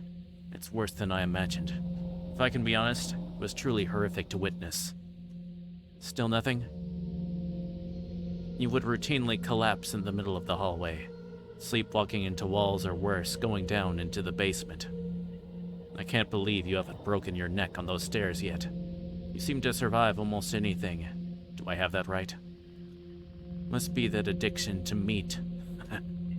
Or something else. Would you share that secret with me?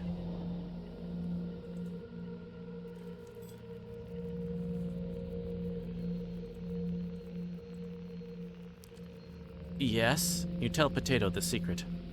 Wow, didn't think you'd be foolish enough to tell me. I'm living longer than expected already, but this is good information to take with me. Thank you. Is that the right thing to tell, Potato?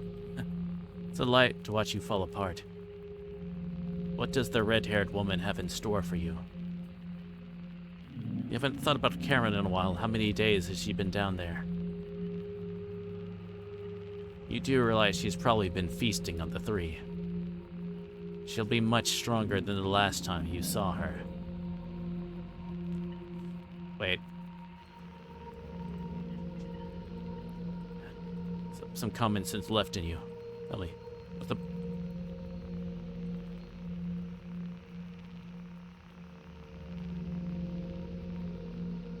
Tell me, what was your plan after locking her in the basement? Having her starve to death? With 3 corpses already down there? Plenty of rainwater? She'll be much stronger than the last time you saw her. Go downstairs, put an end to this. I don't care if you come back alive. Maybe the red-haired woman will let all of us move on. Will she act like you? Or Potato heading to the basement door. Quickly do the math in your head, and determine Karen will be dead in the basement. It's been enough days, right? You open the door and prepare for the worst. It's just a staircase, nothing to be scared of. You begin your descent.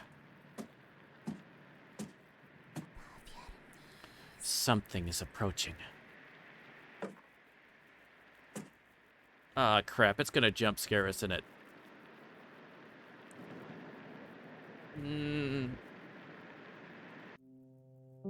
Can't you hear me? Been down here the entire time. So good to see you again. There's plenty of bread down here. Why aren't you saying anything?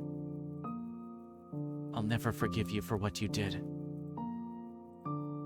You put Anatoly through hell. You desecrated my corpse. You gave them that disgusting hunger. All of that is water under the bridge now. Tony's down here. Come have some bread with us.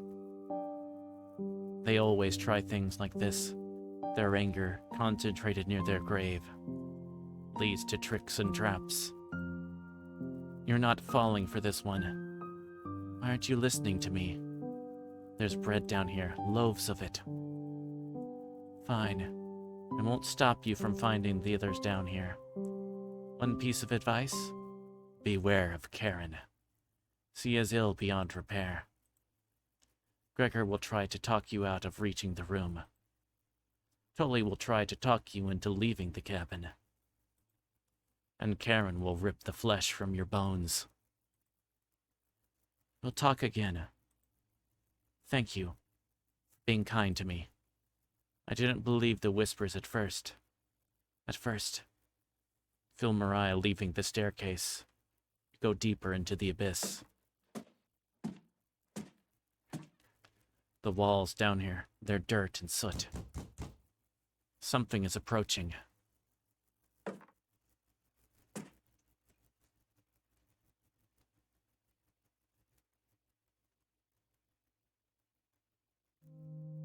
I'm glad I found you. The rain outside has stopped. Did you hear that knocking? Another trap. Everyone's upstairs and wants to leave. Mariah was worried sick about you. Or about speaking with Mariah. Guess I can't lie to you, huh? You just stood there while Karen took my limbs, doing nothing. Are you frightened by her? If you won't come upstairs with me, please turn on the light when you reach the room. I want to see the look on your face when the light bulb turns on. Can you do that for me? You nod. Thank you.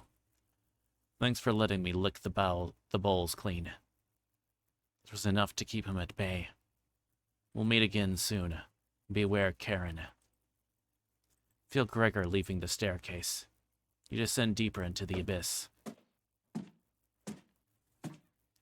The air pressure down here feels greater. You're getting closer to Karen with each step. Something is approaching.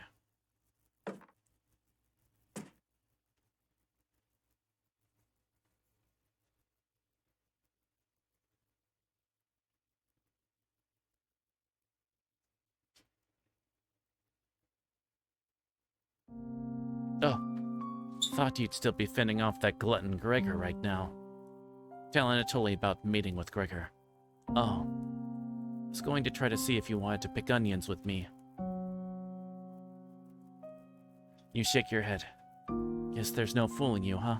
Survived this long and now you'll need to fend off Karen. I can't tell if I'd rather have you or her sticking around down here. Ask Anatoly where Karen is. Oh, she's just below us, waiting to devour you. Karen been practicing on her butchering again. Maybe she'll start with your arms. Down here, the whispers have told me about you. I can't even believe some of the things you've done. Worse than any war crime. So many whispers about those sorts of things. So many whispers down here. It ends at the bottom. Karen might be alive down here, but you won't be. See you again soon. Feel Anatoly leaving the staircase. Grit your teeth and keep going. Your feet finally hit solid ground in the basement. Something doesn't feel right. Feel around the wall blindly and locate the light switch. Hello! You've come so far, proud of you. Leader of the Chompettes, I wanted to let you know. We have your back. No matter what happens down here, just call out to us and we'll be there. Honest. Wouldn't let you die down here. When you least expect it, we'll roll with you. Huh. You can't sneak up on me. But sneaking up on you extremely easy. Are you deaf? Raspberry. That was pretty cruel even for me. Your ears have so much dirt in them, they could probably grow potatoes. Huh. We'll have to work on those jokes, Potato. Sure. Weren't you hiding in the basement room? Circumstances have changed. I wouldn't miss a killing for the world. Just remember, down here, you can call on us. We'll help you out in a bind. And if you get lost down here later, please, avoid the room where it happened. I can't speak for the others, but I'd like to forget what happened there. I don't think we'll ever forget that, Potato.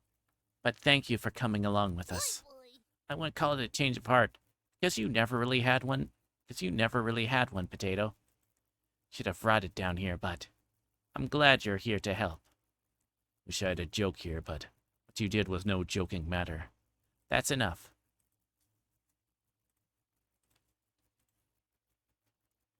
Chompettes, let's help out.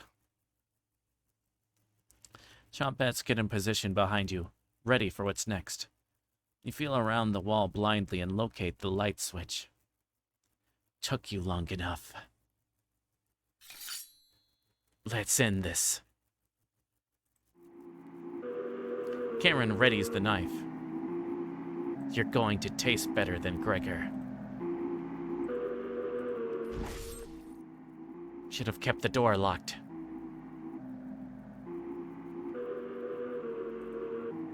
You attack Karen with a lunge. You barely land the soft punch. Karen lunges at you. You start to bleed. So like, will you fit in the cauldron? Hey, as leader of the Chompettes, can't leave you hanging. All of us are ready to help you out here. See, you've ignored my warning to watch out for that knife. Please survive this fight. We want to play a hide and seek again. Chompettes, help out. Cabbage has filled you with hope. You gain 5 HP. This was an ideal time to talk to the Chompettes. Confused, though. It'd be best to watch out for that knife. Cut is deep. We should have kept the door locked. It's me, Onion. No crying down here, okay? Let's see, wait, do I just... Blood, gross. Right, because water. Did I tell you about crying? You got this, champ. Good luck.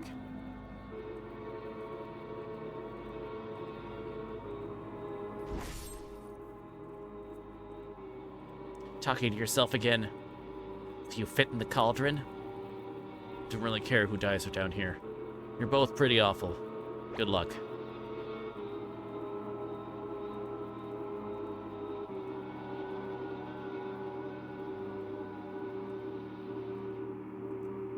Secretly everyone's favorite Chompette, but I owe all of this to my cousin Cornbread, Raziel.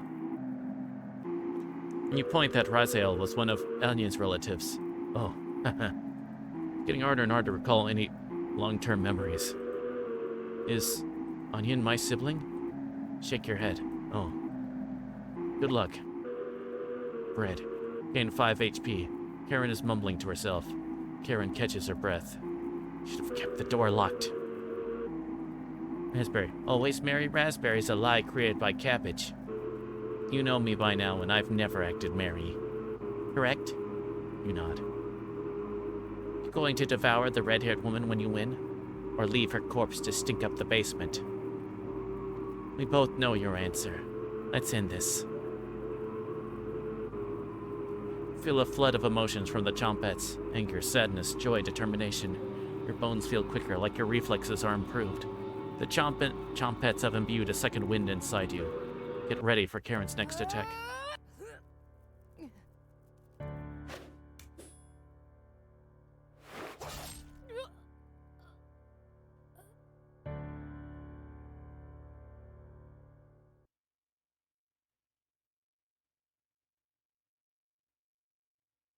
Karen quickly stumbles down the hallway, turning left at the end. You're hobbling after her, but the room is pitch black here. The rot of a decaying flesh here is nauseating. You hear the small echoes of Karen's footsteps disappearing below, making this room feel enormous. You can't see their eyes, but you can feel them. You're being watched. The staircase in the center winds downward, spiraling into the abyss. You're getting lightheaded again. Gravity almost gets the best of you a few times as you work your way to the bottom.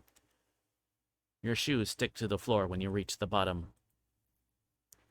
The smell of mildew and something rotten makes you gag. You can barely make out the outlines of door frames in each direction. You head east, opening the door. You feel Karen's presence close by.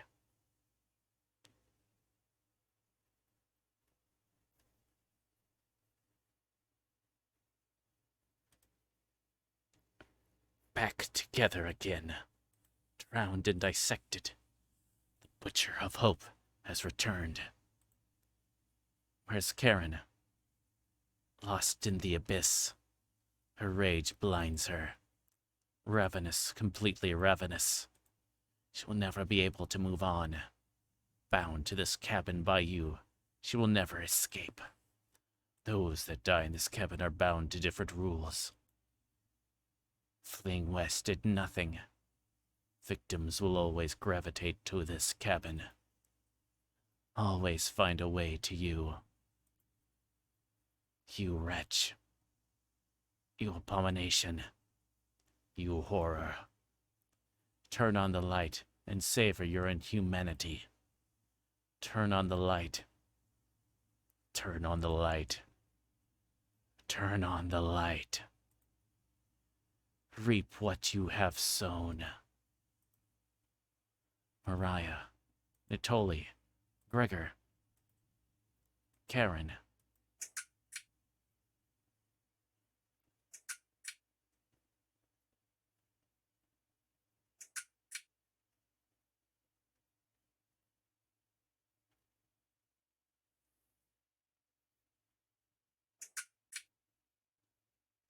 Eh?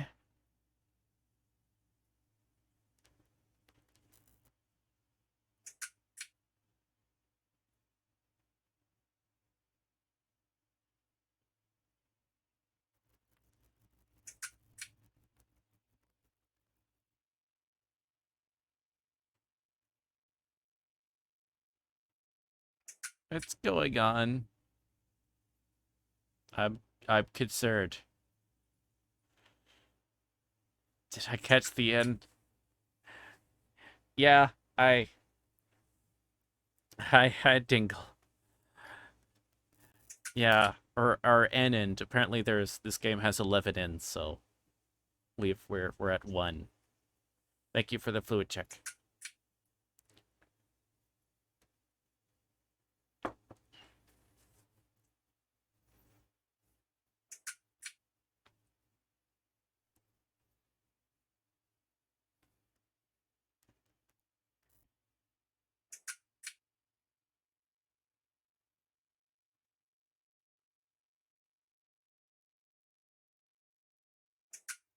We're waiting till the end of the credits to see if Samuel L. Jackson recruits the protagonist.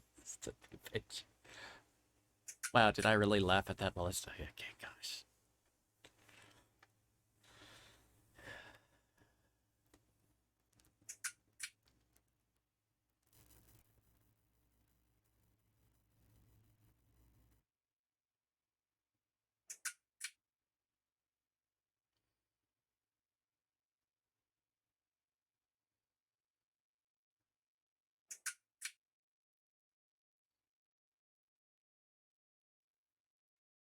Wait, special thanks to Junji Ito.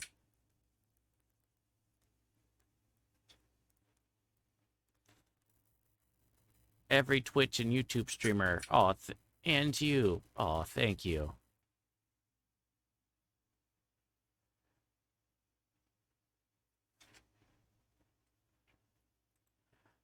That noise almost sounds like you changing that slide projector, you know, right, yeah. I know what the slide projector. You hear talking upstairs. Thieves? You grab your flaying knife and silently go up the stairs. You'll eat well tonight. The 4 look completely shocked at the sight of you. She doesn't look like she has the courage to speak. We've been lost for a few days. Your cabin is the only hut we've seen out here. Can we stay here for a few nights? You clear your throat and ask the questions you've asked thousands of times. Did you come on your own free will, or were you sent? We were technically sent. Anatoly. We came on our own free will. One looks confident in her answer. They answered incorrectly. You clear your throat again, coughing profusely. You may stay in my cabin until you're ready to leave. The group looks terrified of you. As they should be. Wasn't that trail steep? Yeah. Finally returns to normal. It's forced, but they attempt to save a face. That walk was brutal. This cabin is amazing. Full kitchen, running water. It really has everything. Finally, a place I can read a good book in peace. Years earlier. Oh, it's that... Rhina, check it out. A cabin? All the way out here? About that psychopath. We lost him a few kilometers ago, don't worry. Doesn't look like anyone's home. Hello? Come on, Rhina. Sun is setting. Take shelter here, just for the night. You sure that's a good idea, Selena? Of course. Front door has a few different ways to lock it. Should keep him at bay if he shows up. Hope there's some snacks in here. Bolek. I guess we don't have a good choice. We'll head back to Zuccopain in the morning. Don't worry about it. It's just for one night. You decide to join up with your friends inside. Did you lock the door? All set. Did you see him out the window? No, he probably went back to town. Is anyone here? No. No, yelled and stomped around. Nothing. This cabin is abandoned. Let's stay here tonight. What? Relax, it's going to be freezing outside tonight, so it's either him or us. Let's avoid making a fire. Don't want him to see us in the distance. No fire? There's blankets in the bedroom. We'll be fine, Oleg. This cabin chills me to the bones. We'll need him. Whenever Bullet gets nervous, he tells a joke to break the tension. Got one of Raziel's classics for you. What do you call a snowman's kids? Children.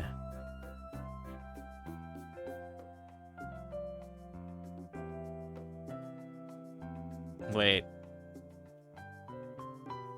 These are the chompettes. Or, oh, they really were, weren't they? I think Bullock's bread.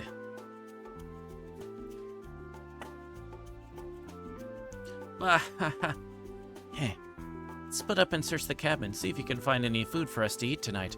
I'll take the bedroom. Leave the living room to me. I'll search the kitchen. No need to help me. Sure? Of course, I know exactly where to look first. I got the Zakopane Junior Baker Award, remember? Selena, alright everyone. Let's move out. Yup, she used cabbage. Help the team by searching the cabin for supplies. Sure about that? Maybe? I don't know. They got some similar stuff going on.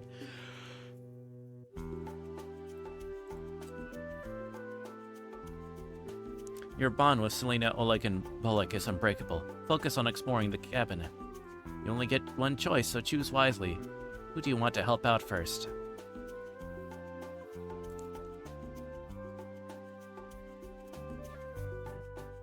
Let's help Selena in the kitchen. Let me help Selena. Only if you insist. What area do you want to search first?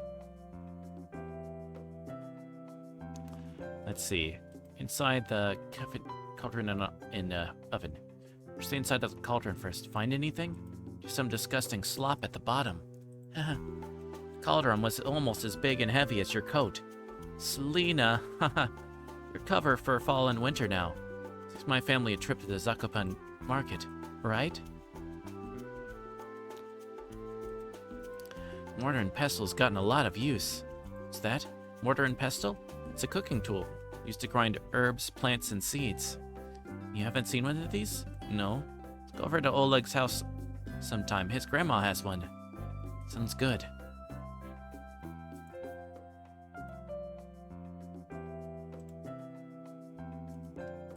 Inside the oven. Bone fragments. Selena found some bones. Chicken bones. Looks at the discovered bones. Too big to be chicken. Not sure, looks like it came from the same animal. But the sizes are different. Young and old skeletons? Correct. Put these back though, it's grossing me out. Place the bone fragments back in the oven.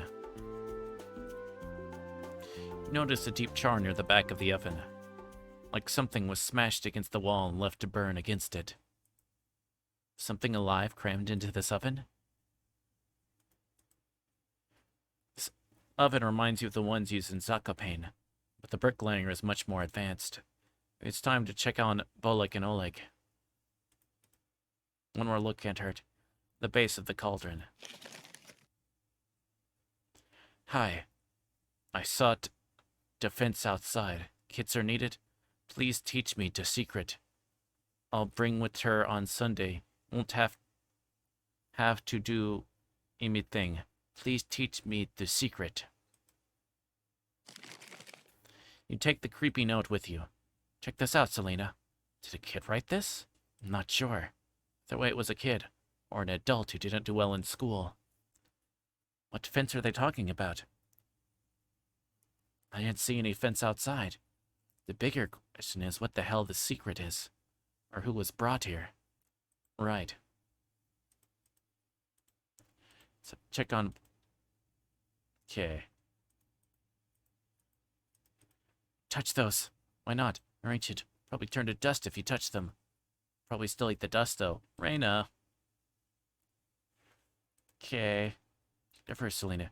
Right. Rats. Checked into the sink. Feels strangely cold underneath. Nothing. Let's see what Bolek and Oleg have found. Reina, let's mosey out.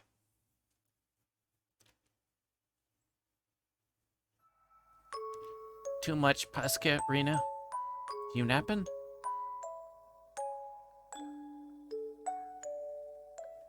No, just staring at the clouds. Oh, yeah? Drowning of Marzana is in a few minutes. Let's burn that witch and throw her into the river. I heard you're the one tasked with the burning. Want to shoot an arrow that's on fire, Selena? Duh. Can bring the green brand to the village this year, I know. I got that, witch. Huh. Alright, time to get up and get your head out of the clouds.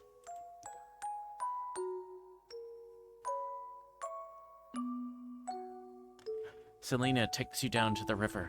Downstream is the witch, Marzana, made of straw and sticks. Wooden raft won't catch fire easily, but aim for the body. Selena fires 3 flaming arrows at Marzana's raft, but nothing connects. Finally catch up to it. The effigy has fallen down into the water. Let me fish this out, Rhina. The weight is surprisingly light. And I thought it was bad to touch the effigy after trying to drown it. That's just an old superstition, Rhina. Need to burn, then drown to complete the ritual. Gross. Marzana, swim across the seas. Let all the flowers bloom and make the fields turn green. What the hell are you two doing? Helping Marzana back on her feet, Oleg. She's light. Come help us get her back to the others. Not touching that. Oleg.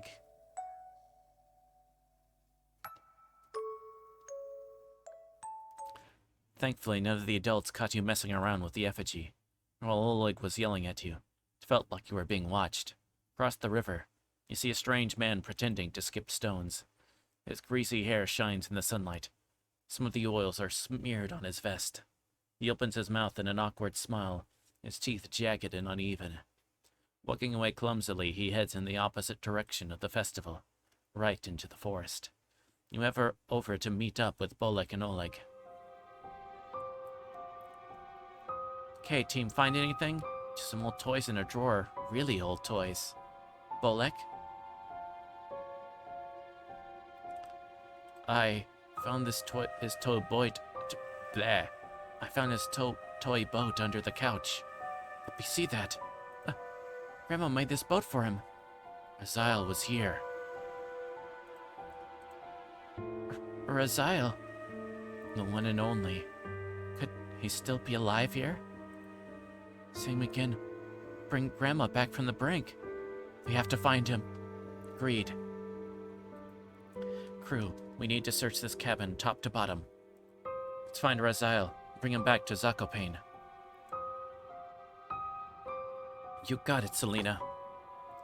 Bolek, Oleg, come with me. Let's look around, outside. Rhina, around the cabin and try to find any clues to where Raziel is. That psychopath could still be outside in the woods. If you hear any of us yell or scream, find us. Okay? Of course, Selena. Thanks. I'll be listening for you as well. I'll be fine. Crew, let's move out. Selena, Bolek, and Oleg leave you to search the cabin.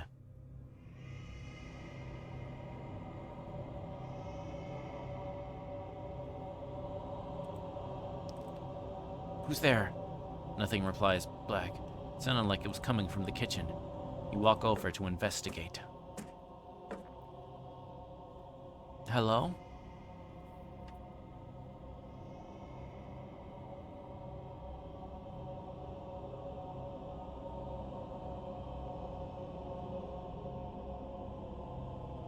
Ela já saiu de cabana.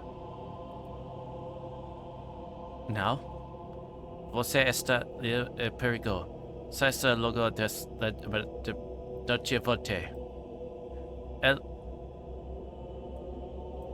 Ele me picked the double the truck the para aqui. Wait.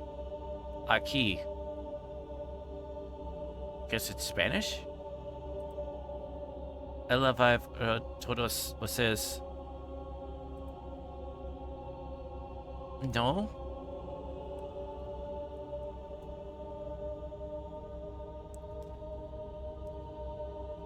Sorry, I don't understand what you're saying.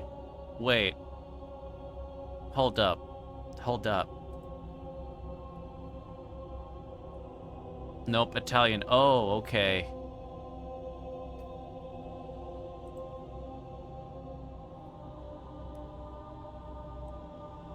Hold on.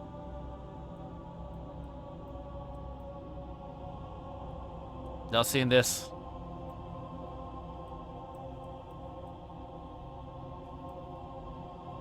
About the meat mojito? Yep. Yep.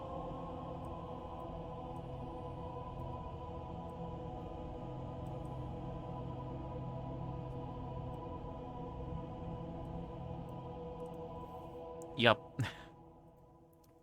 Just a bit creepy. He pickle. So a drawing is pushed out of the cabinet. Just dip.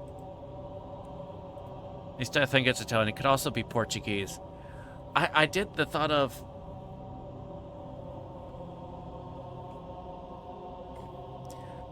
I don't really know much like Portuguese other than that it's closest somewhat to. Sounds more like Italian.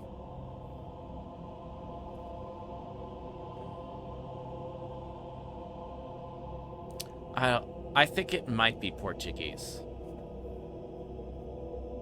If I were to take a guess. Because I feel like I probably would have recognized if it was like Italian or whatever.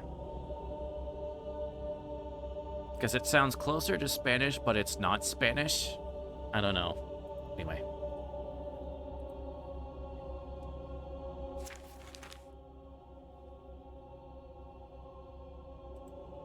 Looks like someone used a piece of coal to draw this. Looks like there's a door there, but those look like maybe a cage or bars, so someone from a cage looking into a door. These bars of a cage. Oh, yep, staring at a door. Take the cage drawing with you.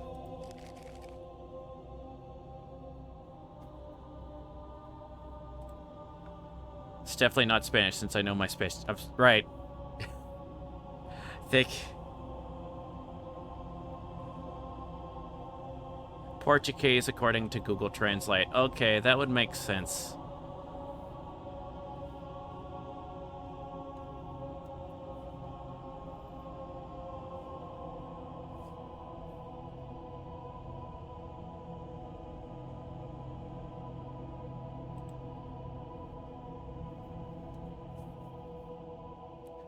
Acho que isso é adiós. Provavelmente nunca mais vamos cruzar nossos caminos.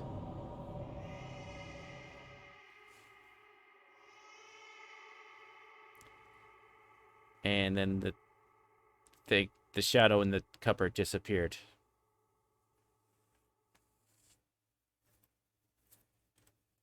Selena? Oleg? Bullock? No reply.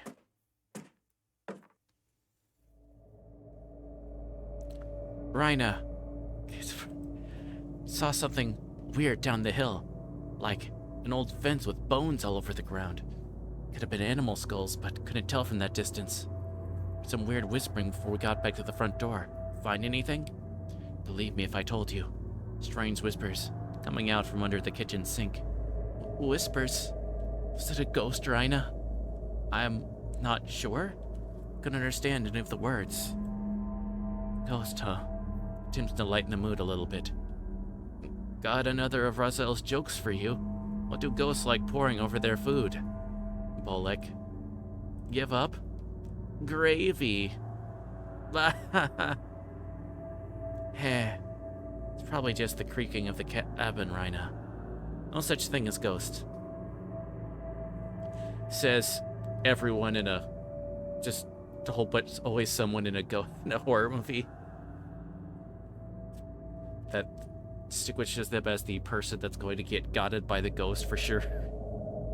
Pretty real, Selena. Well, if you see it again, let me know. The fence outside was absolutely terrifying. We can't let our guard down here. Yeah. Can we not split up anymore? I'm scared of getting separated now. Of course, Oleg. We're a team, and teams stick together through thick and thin. Rain or shine, feast and famine. You're right, Selena. Just don't want to lose any of you like Raziel. That won't happen when we're together, Oleg. Bolek, you're a night owl. Can you stand guard while we sleep? Of course. Thanks, Bolek. Oleg and I will take the bedroom. You okay with the living room? Yeah. Thank you, Bolek. Wake us up if you see or hear anything. You got it. Oleg and Selena head to the bedroom, opening the door fully behind them. Lay down on the couch and quickly fall asleep.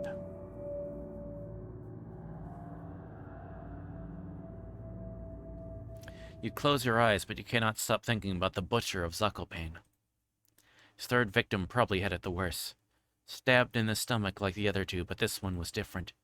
The body was missing both ears, so investigators concluded it was a copycat to a series of grisly murders from years ago.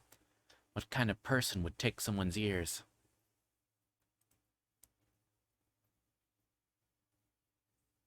The victim's family and neighbors searched the murder scene top to bottom and the alleyway outside.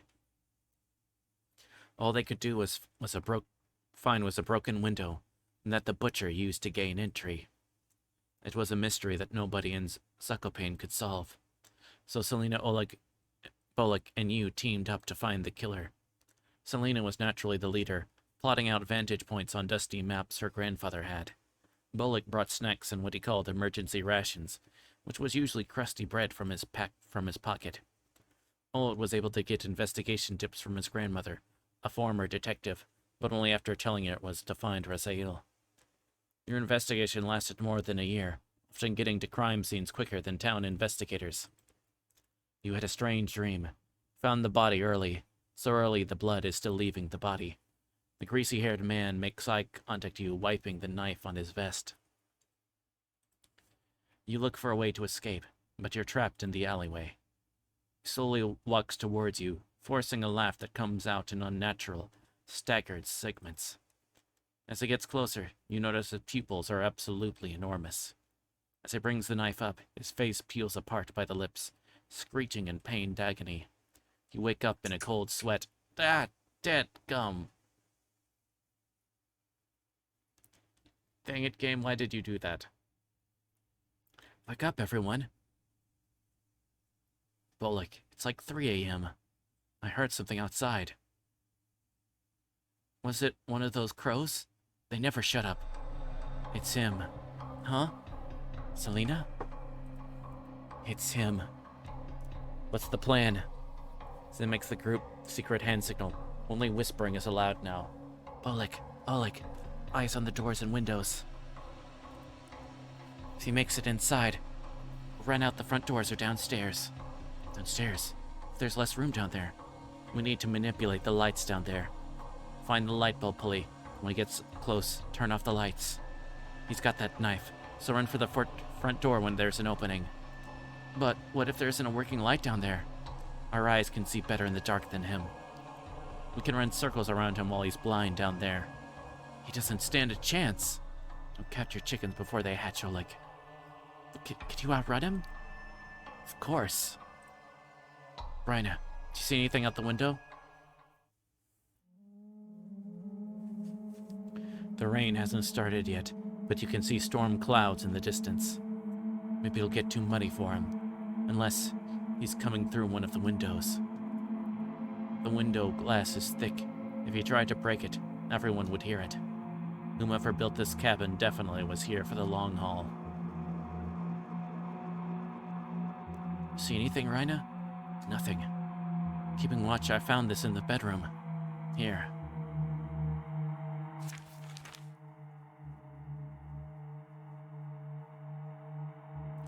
Oh, goody. What the hell is this? Did Raziel make this? It had to have been him. He found the body stuffed in the barrel. The creep saw us and ran. Who would do something like that? A monster. That's right, Rhina. It's the last time we saw him. What's that noise? Get to the staircase now! As you run in the staircase, you see him standing by the front door. He wipes his eyes with his sleeve, completely drenched from head to foot. He attempts a smile, but it looks completely out of character. You slow down your breathing, making it to the staircase safely.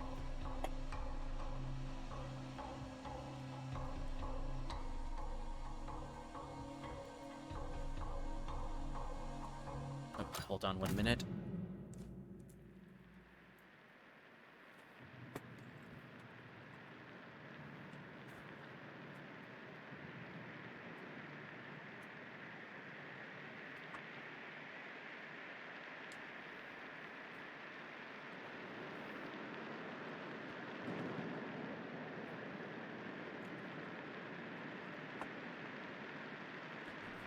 Selena takes out the basement key, locking the door behind you.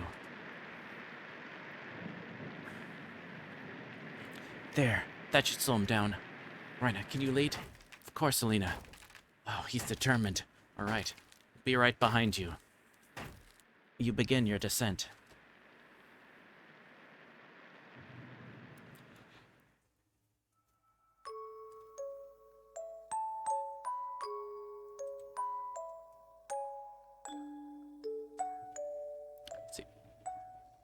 How long is this? I should have...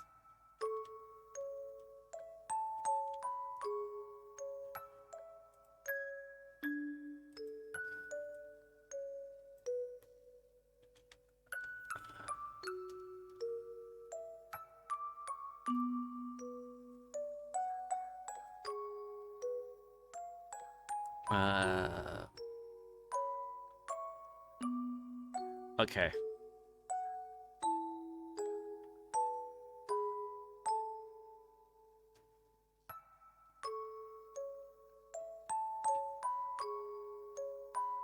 Okay, I think we should be able... Alright. Okay. Let's play Ghosts in the Graveyard tonight. It's too dark out. What if one of the adults catches us? We're faster than them.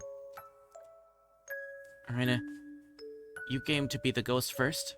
Why me? Because your eyes can see in the dark best. The perfect ghost. Silly. Heh. Sure, I'll go hide first. Hey, Oleg? Yeah? You were slower than Bullock with a stomach full of herring last time. Pick up the pace this time. Eek. Trust me, it won't happen again. Nobody trusts you, Oleg. Everybody laughs. You hide behind some equipment at the sawmill. It takes the group 2 hours to find you. By the time Selena yells "Ghost in the Graveyard," you've already tagged Bolek and Oleg. You're too fast, Rhina. Nobody sneaks up on me. Nobody. Yep, she's raspberry for sure. So these are all the... Oh, goody, so the chompets are ghosts of people. Okay, that would make sense, frankly.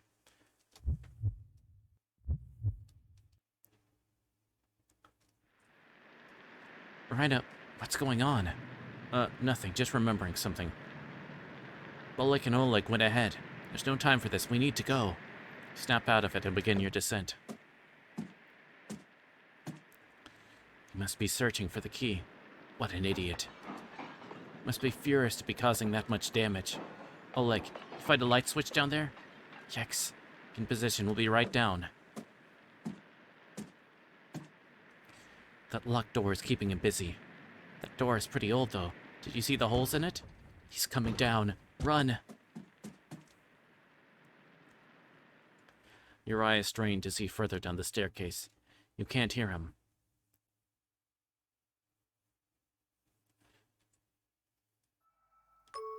Rhina? We have someone special to introduce you to. Raziel, come on out. Be shy, Raziel. Rhina won't bite. Nice to meet you. I'm Rhina. It's okay. Cousin is Great Bullock. Just wait, everyone.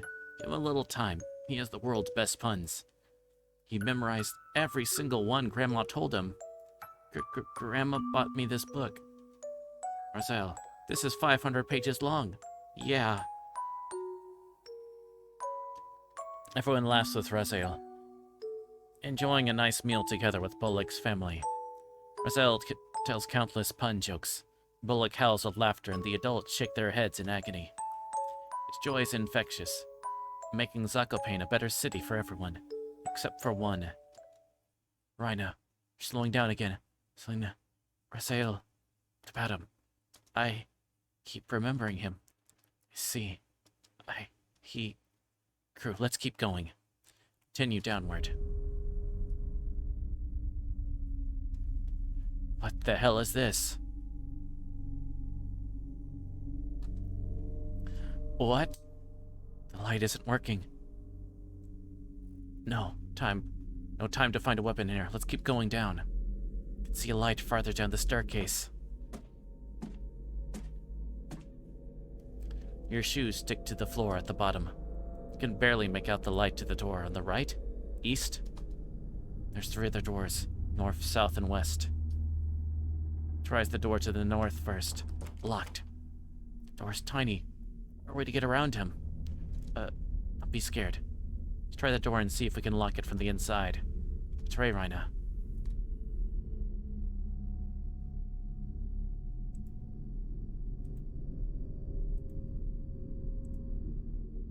I think it's the door to the east. Through the door, turning around to see him.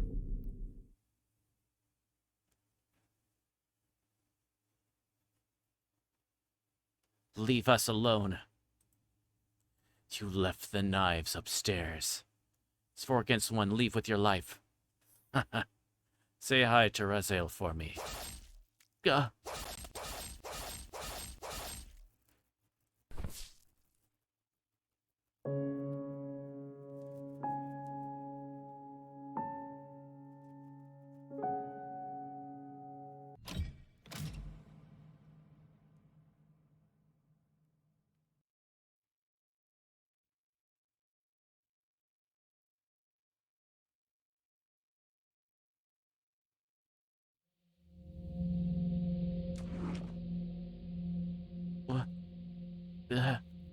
Yeah.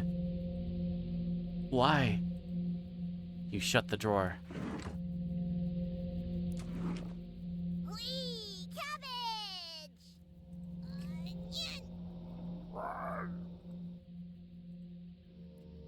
They're being held back by their human emotions. They'll need a few months more at the very least. I'm in no rush. Let us leave. Now. You shut the drawer.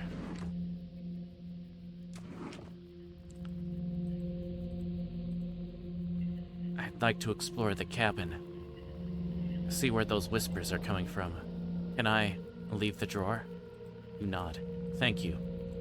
Want to come with Raspberry? I'm going nowhere with you. Poor Raspberry. Welcome. Done a few annual Chompet comedy competitions since last time. Want to be the judge this year? Ignore them. I found some fascinating stuff by using the mouse holes. I need to explain what the hell this is.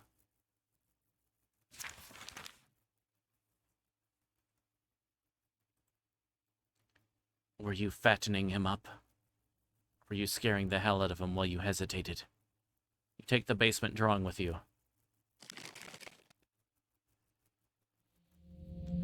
I will never forgive you for this. You shut the drawer. It's time! Chompet, sound off. Never fear, Onion is here. My cousin Cornbread says I'll rise to the occasion. rosemary, raspberry. Potato? Potato? You have nothing to give me now. Leave me alone. This is the only way to escape, Potato. We need to leave at the same time. I'm not leaving the cabin. Potato, please. Potato, we want to see No. Cabbage tries whispering, but you can clearly hear every word. They can release us. Just play along and maybe they'll pity us. Yeah, I'm not working with them. But, right now, I pity them. Just an old, disgusting, foul-smelling, that's enough. Those words caused a regression to stir inside of you. Keeping those intruders around might be entertaining for now. You slide the drawer closed, giving them time to stew on their thoughts.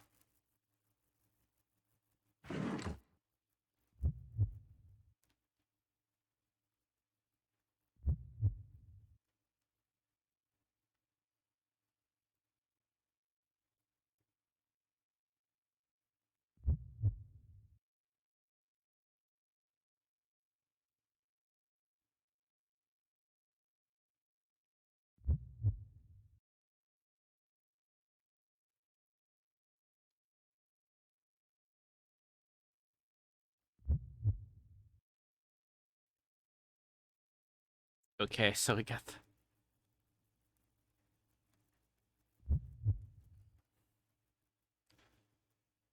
Is this the ending of the game? I'm confused.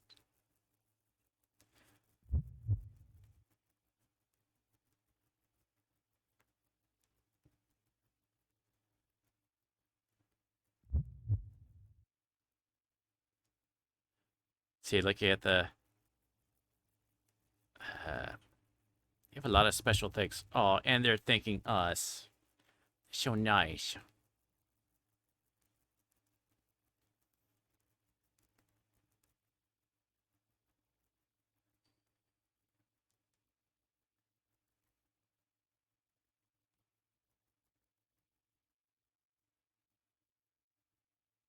Special thanks to you, Nicholas, for translating companions to Japanese and Spanish, respectively.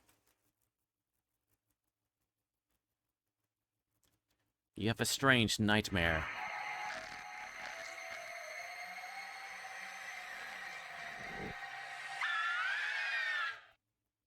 Wake up. I said, wake up.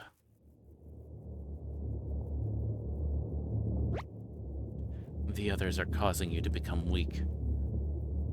We need to get you back to back to normal. Less talking, less hesitation. Especially someone is trying to become stronger than you. That used to make you upset, right? I'm keeping an eye on you. You ask for how long? At this rate? Never. Cough profusely, covering Potato in a fine mist. You're beyond disgusting. So then, are you ready to fight back against the nightmares? Punish the spirits that have made your life a living hell.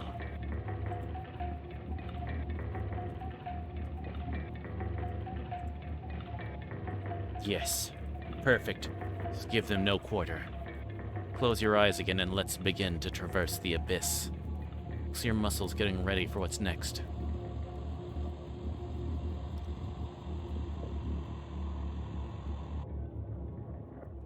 Welcome to Nightmare Mode. If you survive, you'll gain some additional insight to the world of cooking companions, as well as unlocking New Game Plus and a Chomp Pets Only event. This mode is mostly just a joke, so don't take it seriously. Main event, if you select New Game, you can immediately jump to this mode and other ones. If you make it to the end, you will unlock the Chomp Pets Cabin Courses, a Chomp Pet Only event free of humans. True cooking companion experience. This mode should be played in a pitch black room with headphones. Still need to max out your relationships, don't worry. You'll get the opportunity to do so in New Game Plus. You should really make a manual save right now, don't hesitate. Thank you for getting this far, your bravery is commendable, and will be rewarded. Thanks for playing.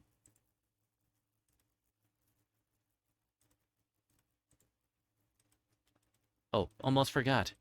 Nightmare mode activated. You wake up in the bathroom again. Find a strange note. Got the strange presence notes. Wait, I think it said, I feel the cold air crawling under the door. Toilet paper. What? What the? This is my room. Do you see how dark it is? It's cold, but I can look at you.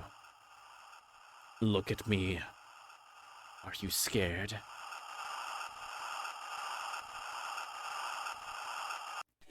I am scared. Wake in a cold sweat. Your surroundings feel completely different.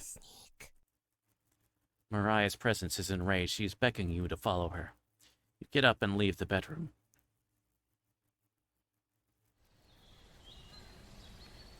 Good thing I just woke up and aren't going back to sleep. Yeah. I hope I won't be giving anyone insomnia tonight. It's a beautiful sunny day outside, but fitting into such a horrible nightmare. The kitchen for some breakfast. This will take ages to clean. You take a few bites of meat. You lost more of your humanity. Stare into the ash pile in the oven. Are they still upset? Back to the bedroom to take a nap. Which one of them is causing this? Mariah? Anatoly? Gregor? Okay. You crawl into bed and fall asleep. You have a strange dream.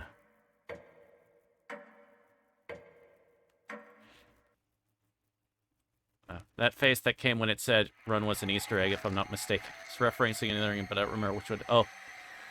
It looked familiar to something. I can't think. Oh, wait. Did I not? Wait. What? Hold on. Wait. What? Yeah?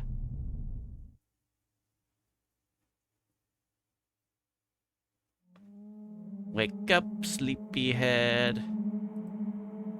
Karen?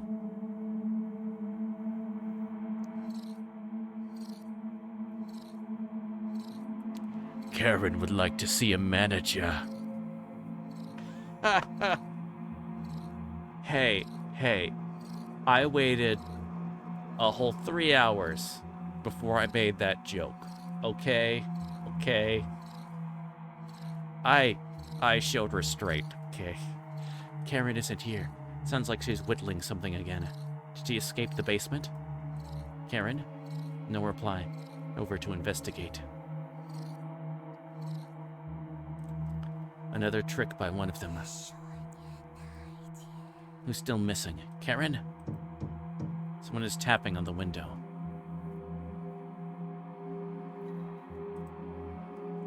I can't get the taste out of my mouth.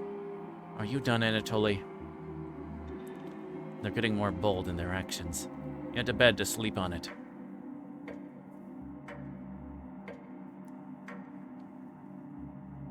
Day 666. 4 have returned to the 4th floor of the cabin. Wake up, sleepyhead. Karen? Come with me to the living room. Don't argue.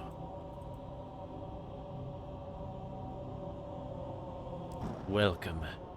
We've been waiting all day. We satiated by this opportunity. Would you like to start the ritual? What ritual? Ritual to manifest alternative possibilities. Mistakes mended. Regrets unrooted. Let the others depart earlier than we. We survive this time.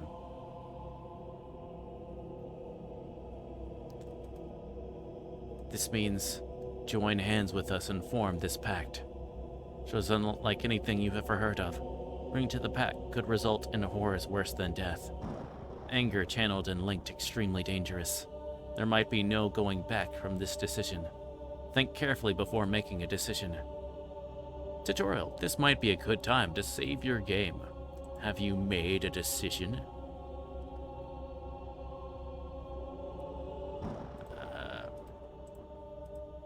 You nod.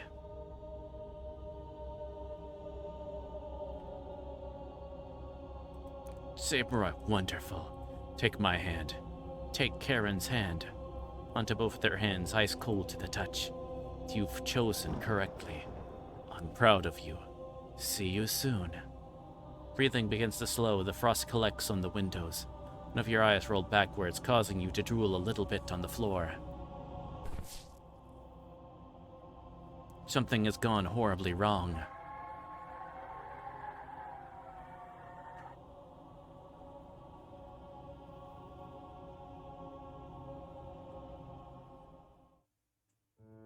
Anatoly picks the shortest stick first, leaving the cabin. Then Gregor goes, then Karen. Tully, Gregor, Karen. The three are gone, it's just you alone with Mariah. Thank you for getting me through all this. Smiles, eating the meat, breaks most people, but not her. Storm clouds dissipate, the sun comes out again. So happy the storm clouds have gone away, I couldn't have done this without you. His eyes widen, looking into yours. Want to stay here and take care of you. My life I've been looking for my true calling, and it was you all along. No need to ask me the question again. I am here, 75% of my own free will, 65% by compulsion. She answered correctly. How did she know? I bet your arthritis is extremely bothersome. Do you want me to show you a special technique my grandmother taught me to help with the pain? You nod. Right. Sit down in the rocking chair and let me go to work. Sit down in your rocking chair, watching intently as Mariah comes back with a towel and a bucket of water. I hope this is the start of a beautiful relationship. Close your eyes and relax. Close your eyes, smiling as Mariah gets close to you. Throws you to the ground, sinking the knife into your chest.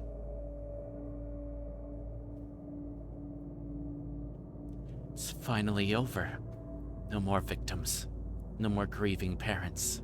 Your reign of terror is over. Slowly bleeding out, but it's taking longer than expected. Going to tell everyone in Zakopane about what happened here. Once all the remains are recovered, I'm burning this hut to the ground. Try to get out a few words, but one lung has completely collapsed. Don't talk. Our hearing begins to fade in and out as you're losing consciousness. Unlike taking no chances. To watch you die in front of me. Then ash. Your body finally gives out, a stain removed off the earth. A storm cloud lifts off every town.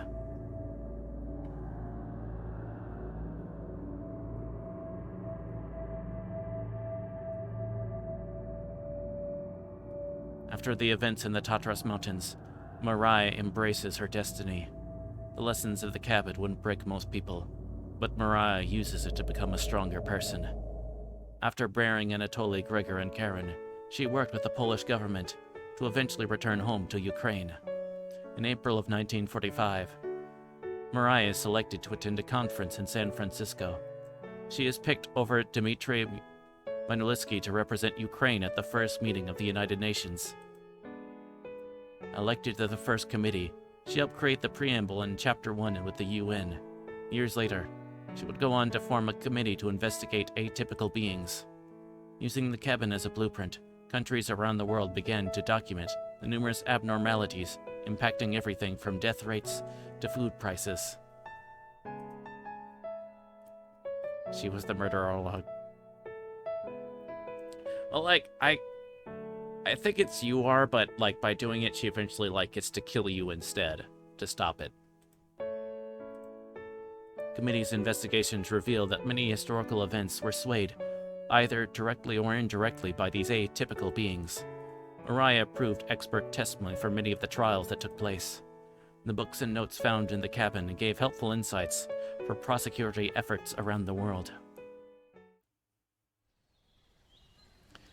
When she reached 85 years old, Mariah became bedridden due to cancer. Surrounded by loved ones, she tells everyone in the room about the cabin. I miss them, Anatoly, Gregor, Karen, but I can leave this earth happy, knowing I shared their memories with all of you. Sure, Gregor would be laughing right now. On March 15th, Mariah finally passed away due to complications. Surrounded by loved ones, Our legacy is one of service and warmth. Cities become safe again. Children can explore freely. The world is now a better place from our actions. When did this expansion come out? Ah.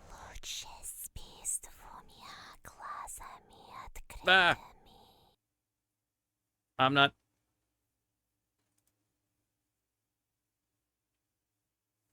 I'm not sure. That... Okay. Okay, I guess we would.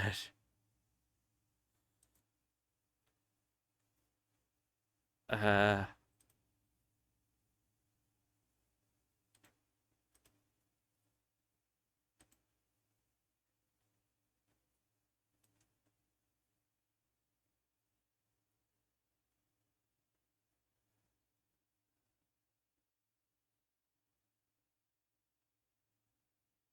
Alright. So, that was an experience. Okay. And Zophila is added afterwards in wake of the thing. Possibly. I'm not sure. Let's see. Release date of this game was 2021.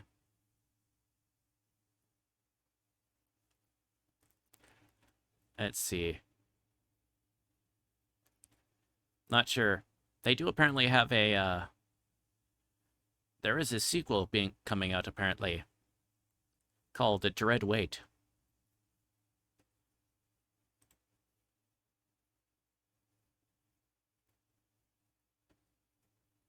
No. This is really my first time booting up the game, so... Maybe it was with an update. So I went or up to something him, like that. and I stabbed him 37 times in the chest.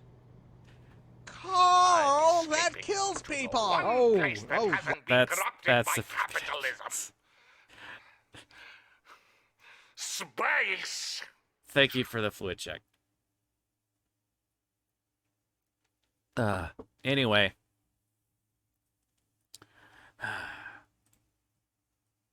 Well, I hope y'all enjoyed this. Yes, Tim Curry from Red Alert. Was it 2 or 3 that he appeared in? I can't remember. Anyway.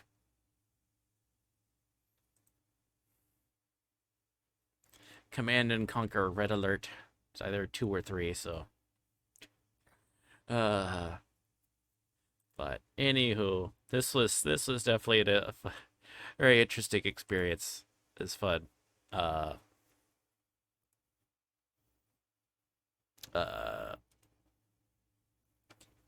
So I'll need to make sure I actually get this thing up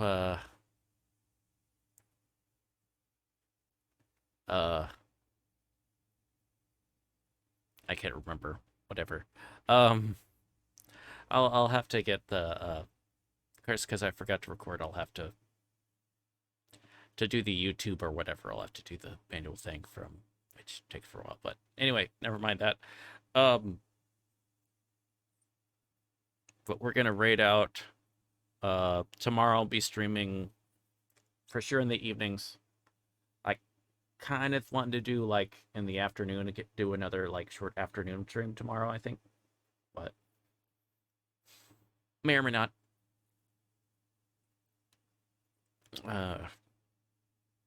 But for sure tomorrow night we'll be picking up with Nier Automata. So let's see as far as who to raid out to.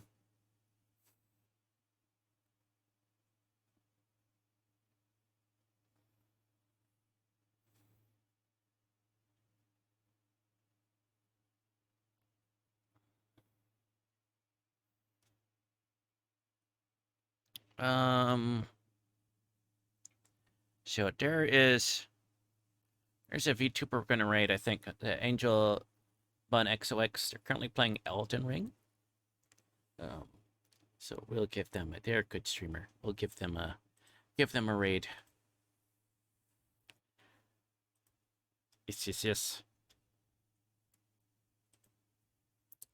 so thank you all so much. I hope y'all are able to sleep today. No nightmares or anything. But thank y'all so much. Y'all have a lovely night or day, whatever your time zone is. Our raid message is tea time. Let me pull that up. There we go. So yeah. Have a great one. Thank you so much. And here's for some nice outro music. Bye bye. You and the Dark One Cthulhu, sharing adventures and smiles. It's a magical bond two pals can share. Soon the whole world will be made aware of you and the Death Lord Cthulhu, making the world a better place. Together you will have so much fun, Sending all my stupid friends to oblivion. you and the Dark One Talking Cthulhu. bitches. It's a beautiful day and I can't stop myself from smiling. If we're drinking, then I'm buying. And I know there's no denying. Daddy! It's a beautiful day. The sun is up. Daddy did it.